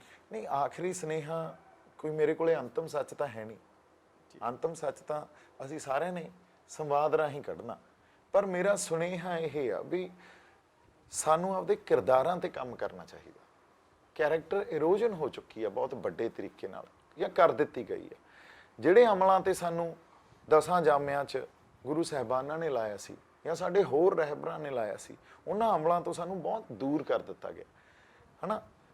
ਤੇ ਜੇ ਅਸੀਂ ਅੱਜ ਗੁਰੂ ਨਾਨਕ ਸਾਹਿਬ ਦੇ ਫਲਸਫੇ ਦੀ ਗੱਲ ਕਰਦੇ ਹਾਂ, ਉਹਨਾਂ ਨੇ ਜਿਹੜੀਆਂ ਗੱਲਾਂ ਕਹੀਆਂ, ਦਰਜਾ ਬਦਰਜੀ ਨੂੰ ਖਤਮ ਕੀਤਾ। ਜਿੱਦਾਂ ਉਹਨਾਂ ਨੇ ਕਿਹਾ ਕਰੋ, ਵੰਡ ਛਕੋ, ਨਾਮ ਜਪੋ, ਇਹ ਇੱਕ ਬਹੁਤ ਵੱਡਾ ਅਮਲ ਆ। ਇਹ ਵੀ ਅੱਛਾ, ਇਹਦੇ 'ਚ ਇਹ ਵੀ ਨਹੀਂ ਆ ਵੀ ਤੁਸੀਂ ਇਕੱਲੀ ਕਿਰਤ ਕਰ ਲਓ ਤੇ ਵੰਡ ਕੇ ਛਕ ਲਓ, ਨਾਲ ਨਾਮ ਵੀ ਜਪਣਾ ਪਊਗਾ, ਹਨਾ। ਨਾਮ ਤੁਸੀਂ ਆਪਦੇ ਫੇਥ ਦੇ, ਆਪਦੇ ਮਤ ਦੇ ਹਿਸਾਬ ਨਾਲ ਜਿਹੜਾ ਮਰਜ਼ੀ ਨਾਂ ਜਪ ਲਓ। ਥੋੜਾ ਜਿਹਾ ਉਸ ਮਾਰਗ ਤੇ ਚੱਲਣਾ ਪਊਗਾ। ਇੱਕ ਦੂਜੇ ਦੇ ਪੂਰਕ ਆ ਇਹ। ਜੇ ਤੁਸੀਂ ਕਹੋ ਮੈਂ 1 ਕਰੂੰਗਾ 2 ਨਹੀਂ ਕਰੂੰਗਾ, 2 ਕਰੂੰਗਾ 1 ਨਹੀਂ ਕਰੂੰਗਾ, ਗੱਲ ਨਹੀਂ ਬਣਨੀ। ਇਸ ਤਿੰਨੇ ਇੱਕ ਦੂਜੇ ਦੇ ਪੂਰਕ ਆ। ਇਸ ਕਰਕੇ ਉਹਨਾਂ ਅਮਲਾਂ ਤੇ ਮਾੜਾ ਮੋਟਾ ਸਾਨੂੰ ਵਾਪਸ ਜਾ ਕੇ ਆਪਦੇ ਕਿਰਦਾਰਾਂ ਤੇ ਕੰਮ ਕਰਨਾ ਪਊਗਾ। ਤੇ ਸਾਡੇ ਅੰਦਰ ਤਾਂ ਉਹ ਚਿਣਗ ਹੈਗੀ। ਜਿਵੇਂ ਮੈਂ ਕਿਹਾ, ਅਸੀਂ ਜ਼ੀਰੋ ਤੋਂ ਹੀਰੋ ਰਾਤੋਂ ਰਾਤ ਹੀ ਬਣ ਜਾਂਦੇ ਆ। ਇਹੀ ਤਾਂ ਇਹਨਾਂ ਦੀ ਪ੍ਰੋਬਲਮ ਆ। ਸਾਨੂੰ ਅੱਜ ਤੱਕ ਸਾਡੇ ਤੇ ਗਲਬਾ ਕਿਉਂ ਨਹੀਂ ਪਾ ਸਕੇ? ਅਸੀਂ ਕਿਉਂ ਕਹਿੰਦੇ ਆ ਸਾਡੀ ਪਛਾਣ ਵੱਖਰੀ ਆ? ਅਸੀਂ ਕਿਉਂ ਕਹਿੰਦੇ ਆ ਅਸੀਂ ਵਿਲੱਖਣਤਾ? ਸਾਡੇ 'ਚ ਵੰਨ-ਸਵੰਨਤਾ ਸਾਡੇ 'ਚ। ਅਸੀਂ ਸਾਡੇ ਤੇ ਕਿਉਂ ਆਉਂਦੇ ਆ ਵਾਰ-ਵਾਰ ਚੜ੍ਹ ਕੇ ਇਹ? ਕਿਉਂਕਿ ਗਲਬਾ ਹੀ ਨਹੀਂ ਪਾ ਸਕਦੇ। ਅੱਛਾ, ਹੁਣ ਖਾੜਕੂ ਸੰਘਰਸ਼ ਦੀ ਗੱਲ ਕਰ ਲੈਂਦੇ ਆ। ਉਹ ਸਟੇਟ ਦੀ ਬਹੁਤ ਵੱਡੀ ਪ੍ਰੋਬਲਮ ਸੀ ਉਦੋਂ। ਇੱਕ ਨੂੰ ਮਾਰ ਦਿੰਦੇ ਸੀ, ਕੋਈ ਗਦਾਰੀ ਕਰ ਜਾਂਦਾ ਸੀ ਉਹਨੂੰ ਚੱਕ ਦਿੰਦੇ ਸੀ, ਕੋਈ ਫਰਕ ਹੀ ਨਹੀਂ ਪੈਂਦਾ ਸੀ, ਉਹ ਸੰਘਰਸ਼ ਉਵੇਂ ਹੀ ਚੱਲਦਾ ਰਹਿੰਦਾ ਹੁੰਦਾ ਸੀ। ਪਰ ਬਹਾਕਰਨ ਇੱਕ ਗਿਆ, ਸਾਰੀ ਲਹਿਰ ਹੀ ਠੱਪ ਹੋ ਗਈ। ਸਾਡੇ ਪਤਾ ਨਹੀਂ ਕਿੰਨੇ ਕੁ ਸਿਰ ਗਏ, ਲਹਿਰ ਫੇਰ ਖੜੀ ਹੈ। ਸਮਝਦੇ ਹੋ? ਇਹ ਜਿਹੜਾ ਫਾਰਮੂਲਾ ਇਹਨਾਂ ਨੂੰ ਸਮਝ ਹੀ ਨਹੀਂ ਆਉਣਾ, ਔਰ ਸਮਝ ਆ ਹੀ ਨਹੀਂ ਸਕਦਾ। ਔਰ ਇੱਥੇ ਇੱਕ ਵਰਗ ਦੀ ਗੱਲ ਨਹੀਂ ਮੈਂ ਕਰ ਰਿਹਾ, ਜਿਹੜੇ ਬੰਦੇ ਨੇ ਇਸ ਧਰਤੀ ਦਾ ਪਾਣੀ ਪੀ ਲਿਆ, ਜਿਹਨੂੰ ਇੱਥੋਂ ਗੁੜਤੀ ਮਿਲੀ ਹੋਈ ਆ, ਜਿਹੜਾ ਮਰਜ਼ੀ ਵਰਗ ਆ, ਸਾਰੇ ਸਾਡੇ ਆ। ਅਸੀਂ ਤਾਂ ਜਦੋਂ ਸਰਬੱਤ ਦੇ ਭਲੇ ਦੀ ਗੱਲ ਕਰਦੇ ਹਾਂ, ਸੋ ਉਹ ਸਾਰੇ ਇੱਕੋ ਜਿਹੇ ਆ। ਜਿਹੜੇ ਦੇ ਗੱਲ ਨੂੰ ਹੱਥ ਪਾਓਗੇ, ਜਿਹਦੇ ਦੇ ਇੰਨੀ ਸੈਲਫ ਪ੍ਰਾਈਡ ਤੇ ਗੱਲ ਆਊਗੀ, ਉਹ ਖੜਾ ਹੋ ਜਾਊਗਾ। ਸੋ ਇਹ ਗੱਲ ਇਹਨਾਂ ਤੇ ਸਮਝ ਚ ਆਉਣੀ। ਇਸੇ ਕਰਕੇ ਸਾਡਾ ਜਿਹੜੀ ਹਿੰਮਤ ਹੌਸਲਾ ਕਿੱਥੋਂ ਮਿਲਦਾ? ਇੱਥੋਂ ਹੀ ਮਿਲਦਾ ਵੀ ਇਹਨਾਂ ਨੇ ਜ਼ੀਰੋ ਹੋਏ ਪਏ ਹੋਣਗੇ। ਅਗਲੇ ਦਿਨ ਤੁਸੀਂ ਦੇਖ ਲਓ, ਅਬਦਾਲੀ ਨੇ ਵੱਡਾ ਘੱਲੂ ਘਰਾ ਕੀਤਾ, ਸਾਰੇ ਹੋਂਦ ਹੀ ਖਤਮ ਕਰਤੀ ਕੌਮ ਦੀ। ਫਿਰ ਵਿਦਿਨ ਫਿਊ ਮੰਥਸ ਫਿਰ ਕਬਜ਼ਾ ਕਰ ਲਿਆ। ਲਾਸਟ ਲੜਾਈ 'ਚ ਅਬਦਾਲੀ ਹਾਰ ਕੇ ਗਿਆ। ਪੰਜਾਬੀਆਂ ਤੋਂ ਕਹੂੰਗਾ ਮੈਂ, ਠੀਕ ਹੈ? ਕਿਉਂ? ਬਸ ਇਹੀ ਆ, ਇਹੀ ਚਿਣਗ। ਜਦੋਂ ਉਹਨੇ ਸਮਝੌਤੇ ਲਈ ਸੁਨੇਹਾ ਭੇਜਿਆ ਤਾਂ ਜੱਸਾ ਸਿੰਘ ਆਹਲੂਵਾਲੀਆ, ਸਰਦਾਰ ਜੱਸਾ ਸਿੰਘ ਆਹਲੂਵਾਲੀਆ, ਉਹਨਾਂ ਦਾ ਜਵਾਬ ਸੀ, ਕਹਿੰਦੇ ਮਲਬਿਆਂ ਤੇ ਬੈਠ ਕੇ ਸਮਝੌਤੇ ਨਹੀਂ ਹੁੰਦੇ। ਇਹੀ ਜਜ਼ਬਾ ਹਜੇ ਵੀ ਪਿਆ ਸਾਡੇ ਅੰਦਰ, ਹਜੇ ਵੀ ਜਵਾਨੀ 'ਚ ਪਿਆ। ਵੰਗਾਰ ਲਓ, ਦੇਖੋ ਅਸ਼ੰਭੂ ਤੇ ਦੇਖਿਓ, ਜੇ ਅਸੀਂ ਪੱਕਾ ਮੋਰਚਾ ਕੱਢਣਾ ਉੱਥੇ ਬੈਠੇ ਹੋਇਆ ਕਰਨਗੇ। So I believe in it and that force is working. So that's how it is. ਭਾਜੀ ਬਹੁਤ ਬਹੁਤ ਧੰਨਵਾਦ। Thank you so much. So ਇਹ ਸਨ ਬਾਈ ਦੀਪ ਸਿੱਧੂ। ਜੇਕਰ ਪੰਜਾਬੀਆਂ ਦੀ ਗੱਲ ਕਰੀਏ ਤਾਂ ਪੰਜਾਬੀ ਸੰਘਰਸ਼ਾਂ ਦੇ ਲਈ ਜਾਣੇ ਜਾਂਦੇ ਨੇ। ਹਮੇਸ਼ਾ ਚਾਂਦਨੀ ਚੌਂਕ ਦਾ ਇਤਿਹਾਸ ਜਿੱਤਿਆ ਤੇ ਹਮੇਸ਼ਾ ਪੰਜਾਬੀਆਂ ਨੇ ਹਰ ਜਾਬਰ ਦਾ ਜਿਹੜਾ ਮੁਕਾਬਲਾ ਕੀਤਾਗਾ। ਅੱਜ ਖੇਤੀ ਦਾ ਮਸਲਾ ਗਾ, ਖੇਤੀ ਕਾਨੂੰਨ ਜਿਹੜੇ ਆਏ ਹੋਏ ਨੇ, ਇਸ ਦੇ ਵਿਰੁੱਧ ਪੰਜਾਬੀ ਫਿਰ ਮੈਦਾਨ 'ਚ ਨੇ। ਪਰ ਦੇਖਦੇ ਹਾਂ ਕਿ ਇਸ ਵਾਰ ਦਿੱਲੀ ਦੇ ਕਿੰਗਰੇ ਢਾਏ ਜਾਂਦੇ ਆ ਜਾਂ ਨਹੀਂ, ਪਰ ਪੰਜਾਬ ਦੇ ਪੁੱਤ ਜਿਹੜੇ ਨੇ, ਮਿੱਟੀ ਨਾਲ ਜੁੜੇ ਹੋਏ ਪੁੱਤ, ਉਹ ਸੜਕਾਂ ਤੇ ਨੇ। ਧੰਨਵਾਦ।